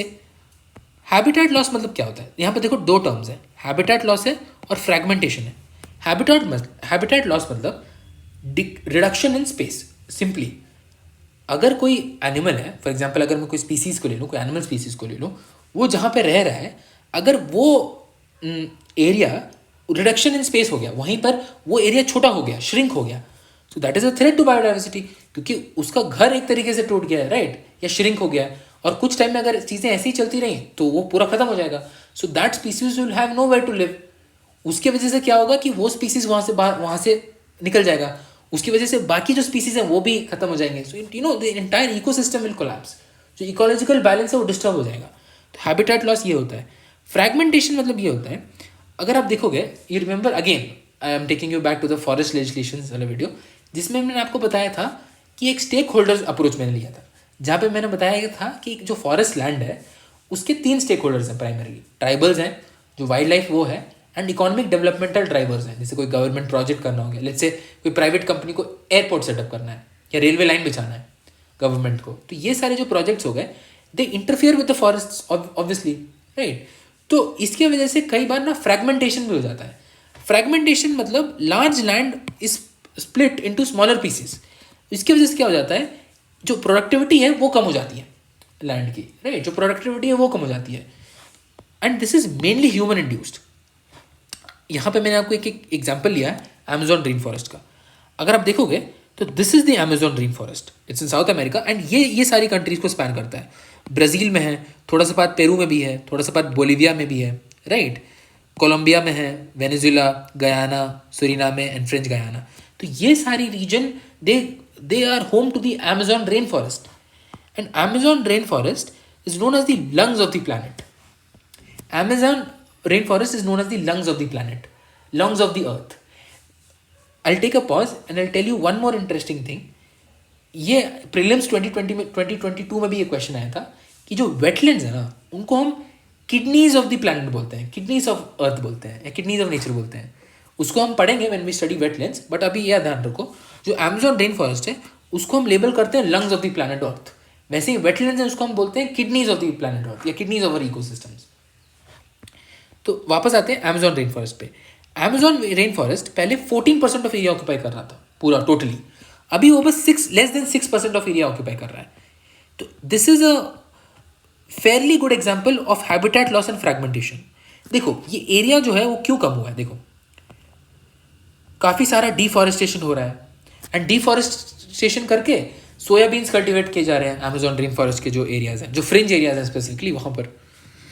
देर has been an issue of conversion to grasslands for cattle ranching, तो उसके वजह से जो अमेजोन रेन फॉरेस्ट है वो क्लियर हो रहा है। तो अमेजोन फॉरेस्ट रेन फॉरेस्ट अगर क्लियर हो रहा है तो वहाँ पे हैबिटेट लॉस हो रहा है, हैबिटेट लॉस हो रहा है तो वहाँ पे जो स्पीसीज हैं जो उस हैबिटेट पे डिपेंडेंट थी, अब मैंने आपको पढ़ाया था राइट कि species diversity, number of different variety of different species in a given area, recall. तो वहाँ पर वो स्पीसीज डाइवर्सिटी कम हो गया, स्पीसीज रह ही नहीं पा रही हैं, they are facing threat of extinction rather. तो ये एक चीज़ हो गया कन्वर्जन ऑफ ग्रासलैंड्स। वैसे ही काफ़ी इंडस्ट्रीज सेटअप की जा रही हैं, एग्रीकल्चर फॉलो किया जा रहा है, डैम सेटअप की जा रही है एक्सेट्रा। जो वेटलैंड्स हैं वो भी श्रिंक हो गए हैं। अमेजोन रेन फॉरेस्ट में जो भी लोकलाइज्ड वेटलैंड्स हैं वो भी श्रिंक हो गए हैं ड्यू टू लैंडफिल्स, राइट, उनका भी साइज कम हो गया है। तो ये सारे रीजन्स की वजह से जो 14% एरिया जो ऑक्यूपाई करता था पहले अमेजोन रेन फॉरेस्ट, वो बस अब 6% एरिया या लेस देन 6% एरिया ऑक्यूपाई कर रहा है। तो आप ये याद रखो कि habitat loss and fragmentation is an important threat to biodiversity, and it's a major threat to biodiversity being part of the evil quartet. तो evil quartet में एक हमने देख लिया, क्वार्टेट मतलब आप समझ लो जैसे ट्रिपलेट डबलेट मतलब 2, ट्रिपलेट मतलब 3 साथ में, वैसे क्वार्टेट मतलब 4, राइट। अब दूसरा जाते हैं इन्वेजिव एलियन स्पीसीज। जब मैंने आपको वाइल्ड लाइफ प्रोटेक्शन एक्ट पढ़ाया था तब भी मैंने आपको ये एग्जाम्पल दिया था, इसके बारे में अभी थोड़ा डिटेल में समझते हैं। तो इन्वेजिव एलियन स्पीसीज होते हैं क्या है, देखो नाम को ही ब्रेक डाउन करके देखो। स्पीसीज तो हम समझते हैं क्या होता है, एलियन स्पीसीज मतलब जो बाहर से आए हैं, जैसे हम ह्यूमंस हैं, अर्थ में हम सारे अर्थलिंग्स हैं। अगर कोई बाहर से कोई एक्स्ट्रा टेरेस्ट्रियल ऑर्गेनिज्म आ रहा है तो उसको हम एलियन बोलेंगे, राइट। वैसे जो एलियन स्पीसीज होते हैं वो एक पर्टिकुलर रीजन के बाहर से इंट्रोड्यूस किए गए हैं, तो उसका मतलब हो गया alien species. And invasive alien species मतलब वो एलियन स्पीसीज बाहर से तो आ गए लेकिन वो एग्जिस्टिंग जो नेचुरल जो स्पीसीज वहाँ पाए जाते थे उनको इन्वेड करने लगे, राइट, वो उन पे डोमिनेट करने लगे। तो वही मैंने यहाँ पे लिखा है, लेट से एक इकोसिस्टम है, ठीक है, जहाँ पे एक फूड चेन चल रहा है। ए को कंज्यूम करता है बी को कंज्यूम करता है सी और सी को कंज्यूम करता है डी। लेट से ऐसा एक इकोसिस्टम है, ये एक फूड चेन चल रहा है। अभी क्या हुआ, कुछ रीजंस की वजह से कोई एक एक्सटर्नली एक स्पीसीज इंट्रोड्यूस कर दिया गया, या तो खुद ब खुद हो गया, नेचुरली हो गया, या ह्यूमंस ने बाहर से ले आके वहाँ पे रख दिया। तो उससे क्या होगा, लेट से उस स्पीसीज का नाम है एक्स। अभी इस पर्टिकुलर इकोसिस्टम में एक्स का कोई नेचुरल प्रेडेटर है ही नहीं, ना कोई कॉम्पिटिटर है। जैसे बी को खाने के लिए सी है, सी को खाने के लिए डी है, तो यहाँ पे वो बैलेंस हो जा रहे हैं, राइट, एक इकोलॉजिकल बैलेंस मेंटेन है। बट क्योंकि हमने एक्स को, जो एक इन्वेजिव एलियन स्पीसीज है, बाहर से इंट्रोड्यूस कर दिया है, तो यह यहाँ पे फिट ही नहीं बैठ रहा है, इसका कोई नेचुरल प्रेडेटर है ही नहीं, इसको खाने के लिए कोई है ही नहीं। तो ये क्या करेगा, ये डोमिनेट कर जाएगा, ये इस फूड चेन को तोड़ देगा एंड ये डोमिनेट कर जाएगा। So they use the idea of competitive exclusion. इसको हम बेसिक्स वाले में पढ़ेंगे, when I bring out the basics वाला वीडियो, तो हम देखेंगे कि कॉम्पिटिटिव एक्सक्लूजन प्रिंसिपल क्या होता है। They multiply rapidly due to non competitors, कोई कॉम्पिटिटर ही नहीं है इसका, कोई नेचुरल प्रेडेटर ही नहीं है। They start to dominate and destroy the native species, यहाँ पे जो बाकी स्पीसीज हैं उसको डिस्ट्रॉय करने लगते हैं, alright. And they have a very high dispersal rate, मतलब they spread very rapidly, again क्योंकि कोई कॉम्पिटिटर ही नहीं है उसका, कोई नेचुरल प्रेडेटर ही नहीं है। तो ये चीज़ है। अभी यूपीएससी ने इसे काफ़ी क्वेश्चंस पूछा है। 2023 में अगर आप देखोगे ना तो invasive alien species specialist group कर पे एक क्वेश्चन पूछा था 2023 पे। इसको अगर आपको देखना है इसका सोल्यूशन, तो इसको ना मैंने वाइल्ड लाइफ प्रोटेक्शन एक्ट का जो वीडियो है उसके एंड वाले पार्ट में अगर आप चैप्टर्स देखोगे ना यूट्यूब पे, तो वहाँ पर मैंने एक्सप्लेन किया है जब मैं PYQ सॉल्व कराया था। तो वहाँ पे जाके आप इन्वेजिव एलियन स्पीसीज के मैंने शायद 2 क्वेश्चन दिए हैं if I am not wrong, वहाँ पे जाके आप सॉल्व कर लेना। ऑलराइट, अभी हम लोग एग्जाम्पल्स देख लेते हैं। एक है Prosopis juliflora. This is also an invasive alien species and ये यूपीएससी ऑलरेडी पूछ चुका है। स्पेशली आई थिंक प्रीलिम्स 2020 और समथिंग, एक बार मुझे देखना पड़ेगा कि कहाँ पूछा था। तो वहाँ पे उसने पूछा था कि Prosopis juliflora is a term which is often seen in news. तो ये क्या करता है? तो बेसिकली अगर आप जानो, Prosopis juliflora is basically a fast growing shrub और a small tree which is native to Mexico, South America and the Caribbean. Right, ये होता है। तो it's an invasive alien species. ठीक है, लेट्स से ये कोई और जगह पे ग्रो कर रहा है, it's not where it is not native to, तो वहाँ पे ये क्या करता है, उस नेटिव जीन पूल को डिस्ट्रॉय कर देता है। वैसे ही लंटाना कमारा हो गया, बर्मीज पाइथन्स हो गया, पार्थेनियम इन शोला वेजिटेशन हो गया, जो वेस्टर्न घाट्स है। अभी अभी मैं एक थोड़ा सा आपको ना बैकग्राउंड देता हूँ। जैसे पार्थेनियम समझते हैं, पार्थेनियम आप सबने देखा होगा। अगर आप I want to Google and see parthenium. Parthenium is a very common plant in India and interesting fact about that is कि ये पहले इंडिया में नहीं था। This was introduce to us by the Europeans. जब ब्रिटिशर्स, जब Portuguese, वो सारे लोग आए थे, तो दे इंट्रोड्यूस्ड पार्थेनियम। एंड वैसे ये इन्वेजिव एलियन स्पीसीज आते कैसे हैं? फॉर एग्जाम्पल, अगर कोई शिप आ रहा है तो शिप का जो बलास्ट है, विच इज़ द एरिया, जो नीचे वाला एरिया है, वहाँ पे certain species let's say stick कर जाते हैं। फिर वो शिप जब दूसरे शोर पे लैंड करता है तो वहाँ से वो लोग क्रीप कर जाते हैं। तो ऐसे कुछ कुछ रीजन है, और बाकी तो ह्यूमंस भी इंट्रोड्यूस करते हैं। पार्थेनियम कैसे आया? यूरोपियंस लेके आए थे। Right, Europeans brought the parthenium plant to India. आप एक बार गूगल करके देखना, ये बहुत ही कॉमन प्लांट है, आपको गली गली में भी ये प्लांट मिल जाता है। It is known as the parthenium grass. तो जो शोला वेजिटेशन है वेस्टर्न घाट्स में, वहाँ पे पार्थेनियम जो प्लांट है उसने काफ़ी ऐसे हड़कम मचा दिया था, because it was acting as an invasive alien species in the shola vegetation, जिसके वजह से जो शोला वेजिटेशन है वो श्रिंक हो रहा था, वो डिस्ट्रॉय हो रहा था। वैसे ही प्रोसोफिस जूलीफ्लोरा तो हमने देखा, लंटाना कमारा भी देखा। बर्मीज पाइथन का मैं आपको एक बताता हूँ एक story. So there is a national park in USA, in Florida to be specific, known as the Everglades National Park. अब जो एवरग्लेड्स नेशनल पार्क है, वहाँ पे क्या हुआ था कि रॉडेंट्स बहुत ज़्यादा हो गए थे। तो उन्होंने क्या किया, उन्होंने बर्मीज पाइथन छोड़ दिया वहाँ पे। अब बर्मीज पाइथन छोड़ दिया to control the population of rodents. Right, लेकिन फिर जाके उनको रियलाइज हुआ कि यार ये जो बर्मीज पाइथन है ना, इन्होंने रोडेंट्स का पॉपुलेशन तो कंट्रोल कर ही लिया है, बट अब ये खुद में ही ज़्यादा रिप्रोड्यूस कर रहे हैं और उनका पॉपुलेशन बढ़ रहा है। तो उनको टेम करने के लिए, उनको कंट्रोल करने के लिए उन्होंने एक ट्राइब को बुलाया था, जो उन्होंने इंडिया से बुलाया था। Right, because they were the experts in controlling in taming snakes. जो भी टेक्निक्स यूज़ की जाती हैं, जो भी traditional knowledge, if I put it that way, वो ये इंडिया के एक ट्राइब के पास था, and they are known as the Irular tribes. आप पढ़ना इसके बारे में, I think they are the PVTGs as well. तो आप एक बार इसके बारे में देखना, इरूलर ट्राइब्स। मैं आपको थोड़ा बहुत बैकड्रॉप इसलिए बताता हूँ, थोड़ा बैक स्टोरी इसलिए बताता हूँ ताकि आपको टॉपिक थोड़ा इंटरेस्टिंग लगे। राइट, तो आप एक बार इरूलर ट्राइब्स के बारे में देखना, और आप पार्थेनियम ग्रास को भी गूगल करके देखना। तो ये हमने देख लिया इन्वेजिव एलियन स्पीसीज। क्वार्टेट का सेकेंड कॉम्पोनेंट भी हमने देख लिया है। अब आते हैं ओवर एक्सप्लॉयटेशन पे। ये तो सिंपल नाम में पता चल रहा है, when need turns into greed, जो आजकल तो बिल्कुल ही एविडेंट है, be it in the case of biodiversity exploitation या be it in the case of climate change. तो वहाँ पर जो the need has turn into greed which always poses a threat. Mass scale deforestation हो गया, hunting poaching हो गया, marine fish को ओवर हार्वेस्ट कर लिया अगर हमने, या ट्रीज और प्लांट्स को बहुत ज़्यादा ही मेडिसिन के लिए हम यूज़ कर रहे हैं, डिफॉरेस्टेशन कर रहे हैं। राइट, बहुत सारे इकोनॉमिक डेवलपमेंट ड्राइवर्स को ज़्यादा प्रायोरिटी दे रहे हैं। तो उसकी वजह से ना ओवर एक्सप्लॉयटेशन हो रहा है। उससे क्या हो रहा है, the rate of removal of old species is more than the rate of replacement of them with new species. Removal का रेट ज़्यादा है, इतना ज़्यादा है कि जो रिप्लेसमेंट रेट है वो कैच नहीं कर पा रहा है। अगर मैं आपको कुछ एग्जाम्पल बताऊँ, 2 ब्रॉड एग्जाम्पल्स हैं। एक है स्टेलर सी काउस एंड एक है पैसेंजर पिजन। ये एक पिजन है जो आजकल मिलता ही नहीं है, they've gone extinct due to the hunting. इन पिजन्स को हंट किया जाता था, तो जिसकी वजह से ये passenger pigeons have gone extinct.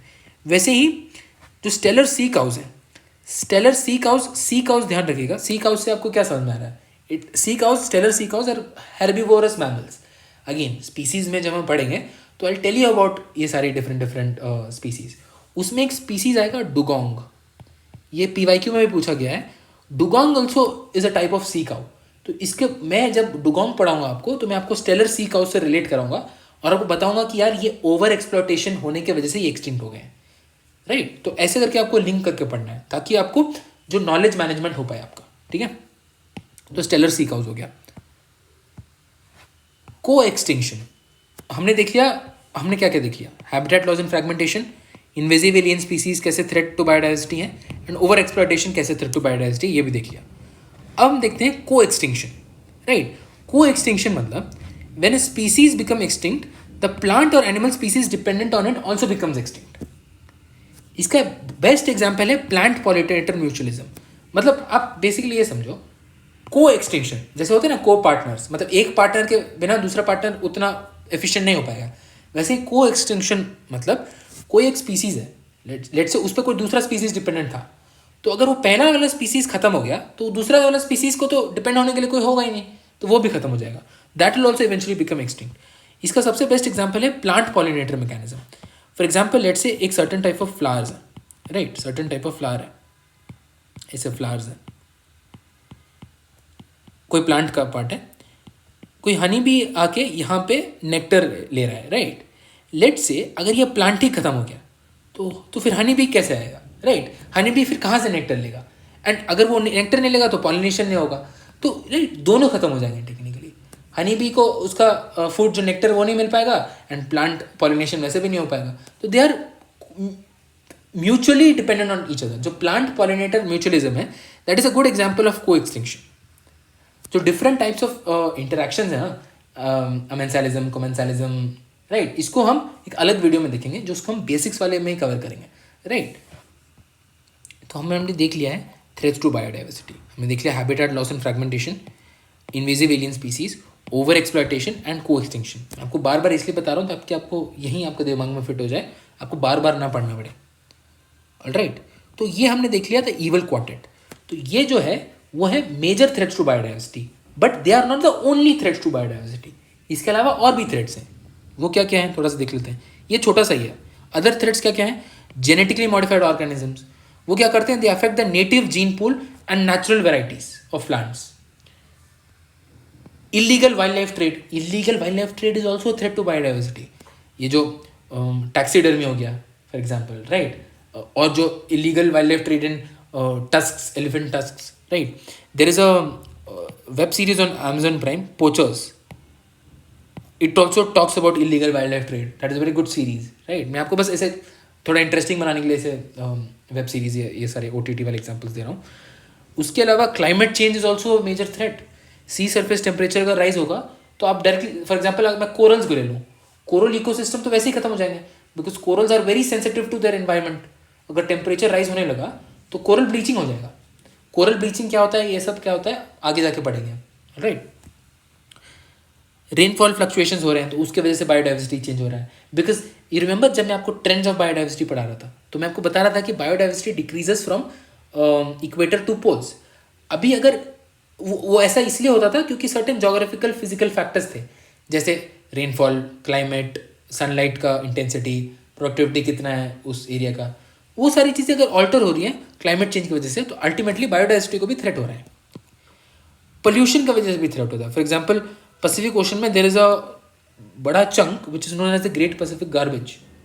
It's an area which is completely covered with garbage. तो वहाँ पे देखो बहुत सारे इश्यूज हो जाते हैं। वहाँ पे जो मरीन लाइफ है इट्स वेरी थ्रेटेंड, जो मरीन बायोडाइवर्सिटी है वो इज एट थ्रेट। वैसे ऑयल स्पिल की वजह से biodiversity is at threat. Ganga pollute हो गया है, राइट, इससे रिलेटेड हम पढ़ेंगे the Namami Gange river conservation programme, उसके बारे में हम आगे जाके पढ़ेंगे। पोल्यूशन की वजह से अगर हम एयर पोल्यूशन लो तो उसके वजह से there is respiratory issue in birds and other mammals. तो ये सारे कुछ थ्रेट्स हैं बायोडाइवर्सिटी के, ये सारा बायोडाइवर्सिटी के थ्रेट्स हैं। जो इवल क्वार्टेट है वो तो है ही, उसके अलावा genetically modified organisms, illegal wild life trade, climate change and pollution, ये सारे भी थ्रेट्स हैं, ठीक है। तो अभी जो हमने देखा वो सब एक थियोरेटिकल पार्ट था, थोड़े बहुत मैंने आपको एग्जांपल्स बताए। जो मैंने आपको एग्जांपल्स बताया उसको प्लीज़ याद रखिए, आपको अभी भी हेल्प करेगा एंड मीन्स में भी हेल्प करेगा। अभी हम थोड़ा करंट अफेयर्स वाला देख लेते हैं। ये मैंने उठाया है सितंबर के मैगजीन से, सितंबर 2023 of vision IAS monthly magazine. वहाँ पे दिया गया है अबाउट आईपीबीईएस।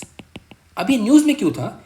क्योंकि आईपीबीईएस मैंने आपको बताया था कि जैसे क्लाइमेट चेंज के लिए आईपीसीसी है ना, वैसे ही biodiversity and biodiversity related discussions के लिए एक इंटर गवर्नमेंटल पॉलिसी प्लेटफॉर्म है जिसका नाम है आईपीबीईएस। उसका फुल फॉर्म होता है inter governmental science policy platform on biodiversity and ecosystem services. देखो, इकोसिस्टम सर्विसेज को ही तो मैंने आपको इंपॉर्टेंस ऑफ बायोडाइवर्सिटी में पढ़ाया था, कैन यू रिकॉल? इसलिए मैंने आपको बताया था इकोसिस्टम सर्विसेज सबसे पहले मैंने आपको पढ़ाया था इंपॉर्टेंस ऑफ बायोडाइवर्सिटी में, क्योंकि दे आर रिलेटेड भाई, इसलिए। तो आईपीबीएस आप समझ सकते हो, ठीक है। आईपीबीएस अब ये न्यूज़ में क्यों था मैं समझ रहा हूँ। बेसिकली 2023 में ना इन्होंने एक रिपोर्ट निकाला था। उस रिपोर्ट का नाम है summary for policy makers of the thematic assessment of invasive alien species under control. Invasive alien species को कंसर्न करते हुए इन्होंने एक रिपोर्ट निकाला था, इसलिए ये न्यूज़ में थे अराउंड 2023। इनका रिपोर्ट भी 2023 में आया था। एंड ये जो आर्टिकल है ये मंथली मैगजीन सितंबर 2023 का है। तो जो आईपीबीएस है उसका headquarter is eight Bonn in Germany. Bonn in Germany is also very important place. आगे जाके हम पढ़ेंगे बॉन कन्वेंशन, ये सारी चीज़ें। तो आप ये प्लेस को याद रखो, थोड़े बहुत प्लेसेस याद रखो, बिकॉज उनके नाम से ही हमें डिफरेंट डिफरेंट कन्वेंशन देखने को मिलते हैं, राइट। जैसे फॉर एग्जाम्पल अगर मैं Basel in Switzerland, Basel convention है, राइट, वो सारी चीज़ें जब हम आगे जाके पढ़ेंगे तो तब हम देखेंगे। बट अब अभी के लिए याद रखो कि इसका जो head quarter it's at Bonn in Germany. It was established in 2012, right. तो इसके अराउंड 12 साल हो गए हैं अभी। It is an independent inter governmental body committed to strengthen science policy interface for conservation and sustainable use of biodiversity. Basically मैं आपको बताया, आप सिंपल ये याद रखो, just like IPCC is for climate change, IPBES is for biodiversity related aspects and biodiversity conservation. Long term human well-being and sustainable development के बारे में बात की जाती है, right? It is not a United Nations body. However, United Nations Environment Program provides secretariat services to IPBES. This is very important for your pre, ये याद रखो। It is not a United Nations body. IPBES United Nations के अंदर नहीं आता है। जैसे अगर मैं फूड एंड एग्रीकल्चर ऑर्गेनाइजेशन देखूँ ना, दैट इज़ बेसिकली यूएनएफएओ। वो food and agriculture organisation United Nations के अंदर ही एक स्पेशलाइज्ड एजेंसी है which deals with combating hunger internationally and providing food security to all. But ये जो आईपीबीएस है ये यूएन के अंदर नहीं आता है। It is not a UN body, लेकिन यूएन से इसका ताल्लुक है। वो इसलिए है क्योंकि जो यूएनईपी है, United Nations Environment Programme, it provides secretariat to IPBES, alright. Total 144 member states हैं। India is obviously a member state, बिल्कुल होंगे ही भाई, क्योंकि हम तो हॉटेस्ट ऑफ द हॉटस्पॉट्स में भी हमने देखा कि 3 आउट ऑफ 8 तो हमारे पास ही हैं, तो हम भी एक मेंबर स्टेट हैं। All the members of UN are eligible for IPBES membership. UN body नहीं है, लेकिन यूएनईपी सेक्रेटेरिएट प्रोवाइड करता है। सेक्रेटेरिएट मतलब secretariat is basically bureaucracy at the global level. मतलब अगर आईपीबीएस को इम्प्लीमेंटेशन करना है, अपने पॉलिसी का कुछ इम्प्लीमेंटेशन करना है, क्योंकि technically it is a policy platform on biodiversity and ecosystem services, तो उसके लिए वो यूएनईपी का सेक्रेटेरिएट का हेल्प लेता है, राइट। ये हमने देख लिया। ये तो हमने देखा अबाउट आईपीबीएस। अभी देखते हैं यार न्यूज़ में क्या था, जो करंट अफेयर्स रिलेटेड चीज़ें वो क्या है। तो इन्होंने जो रिपोर्ट निकाला था ना अबाउट इन्वेजिव एलियन स्पीसीज, इन्होंने हाईलाइट किया था ट्रिपल बर्डन। ये सेम चीज़ मैंने आपको, ये सेम इन्फोग्राफिक मैंने आपको वाइल्ड लाइफ प्रोटेक्शन एक्ट में भी समझाया है। यहाँ पर देखो क्या हो रहा है। Spread of invasive alien species just do not threaten the survival and wellbeing of biodiversity but also impose huge costs around the world.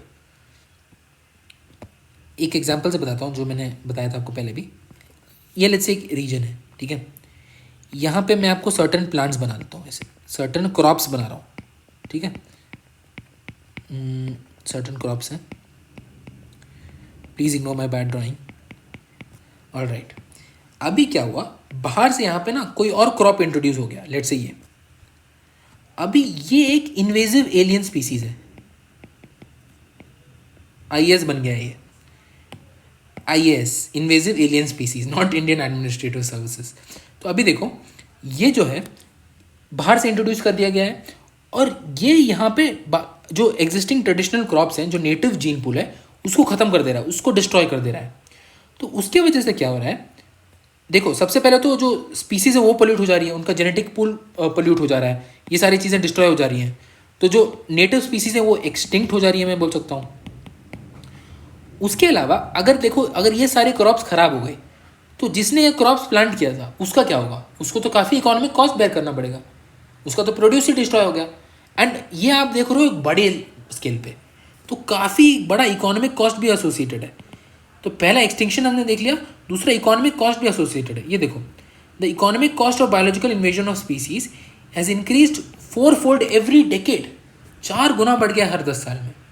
And in 2019 उन्होंने एस्टिमेट किया, देखो, the global annual economic cost of biological invasions, ये जो invasive alien species जो destroy कर देती है ना, उनका जो एसोसिएटेड इकोनॉमिक कॉस्ट इन 2018 था around $400 billion. It's a very huge amount.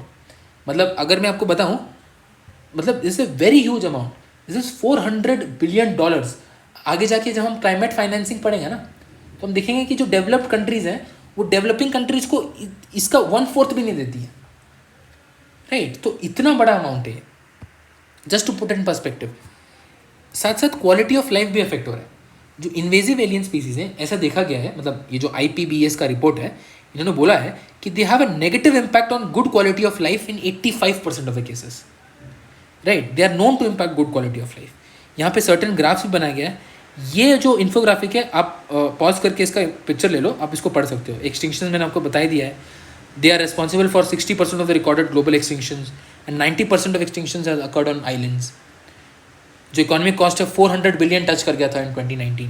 Quality of life affect करता है इन 85% ऑफ द केसेस। तो काफ़ी अलार्मिंग पॉइंट्स हमें यहाँ से मिल रही हैं। तो इससे हमें क्या समझ में आता है कि जो इन्वेजिव एलियन स्पीसीज़ है उसका regulation is become very important. They are a serious threat to biodiversity. इसलिए जो मैंने यहाँ पे बताया था, हैबिटेट लॉस के बाद सेकेंड मोस्ट जो मेनेस है वो इन्वेजिव एलियन स्पीसीज़ का ही है, राइट। तो अब हमने काफ़ी डिटेल में समझ लिया थ्रेट्स टू बायोडाइवर्सिटी। मैं इसको आप पॉज करके इसका पिक्चर ले लो, आप इसको एक बार अच्छे से रिवाइज कर लेना। थ्रेट्स टू बायोडाइवर्सिटी वाला टॉपिक तो हो गया। अब जब हमने थ्रेट्स टू बायोडाइवर्सिटी पढ़ लिया है, naturally the next thing that we have to study is कि इन थ्रेट्स को कैसे काउंटरैक्ट करें, how do we conserve biodiversity.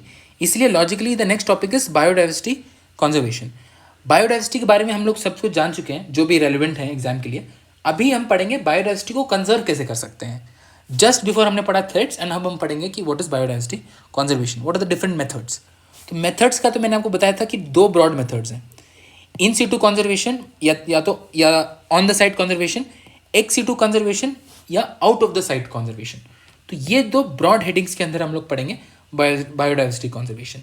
लेकिन इसको हम नेक्स्ट लेक्चर में कवर करेंगे, because this is going to be a long topic and already video has gotten too long. तो हम क्या करेंगे, इसको नेक्स्ट लेक्चर के लिए रखते हैं। नेक्स्ट लेक्चर में मैं आपको बता देता हूँ, विल कवर बायोडाइवर्सिटी कंजर्वेशन, साथ साथ will also study wetlands in detail. तो ये दोनों आएंगे हमारे लेक्चर 2 में, ऑलराइट।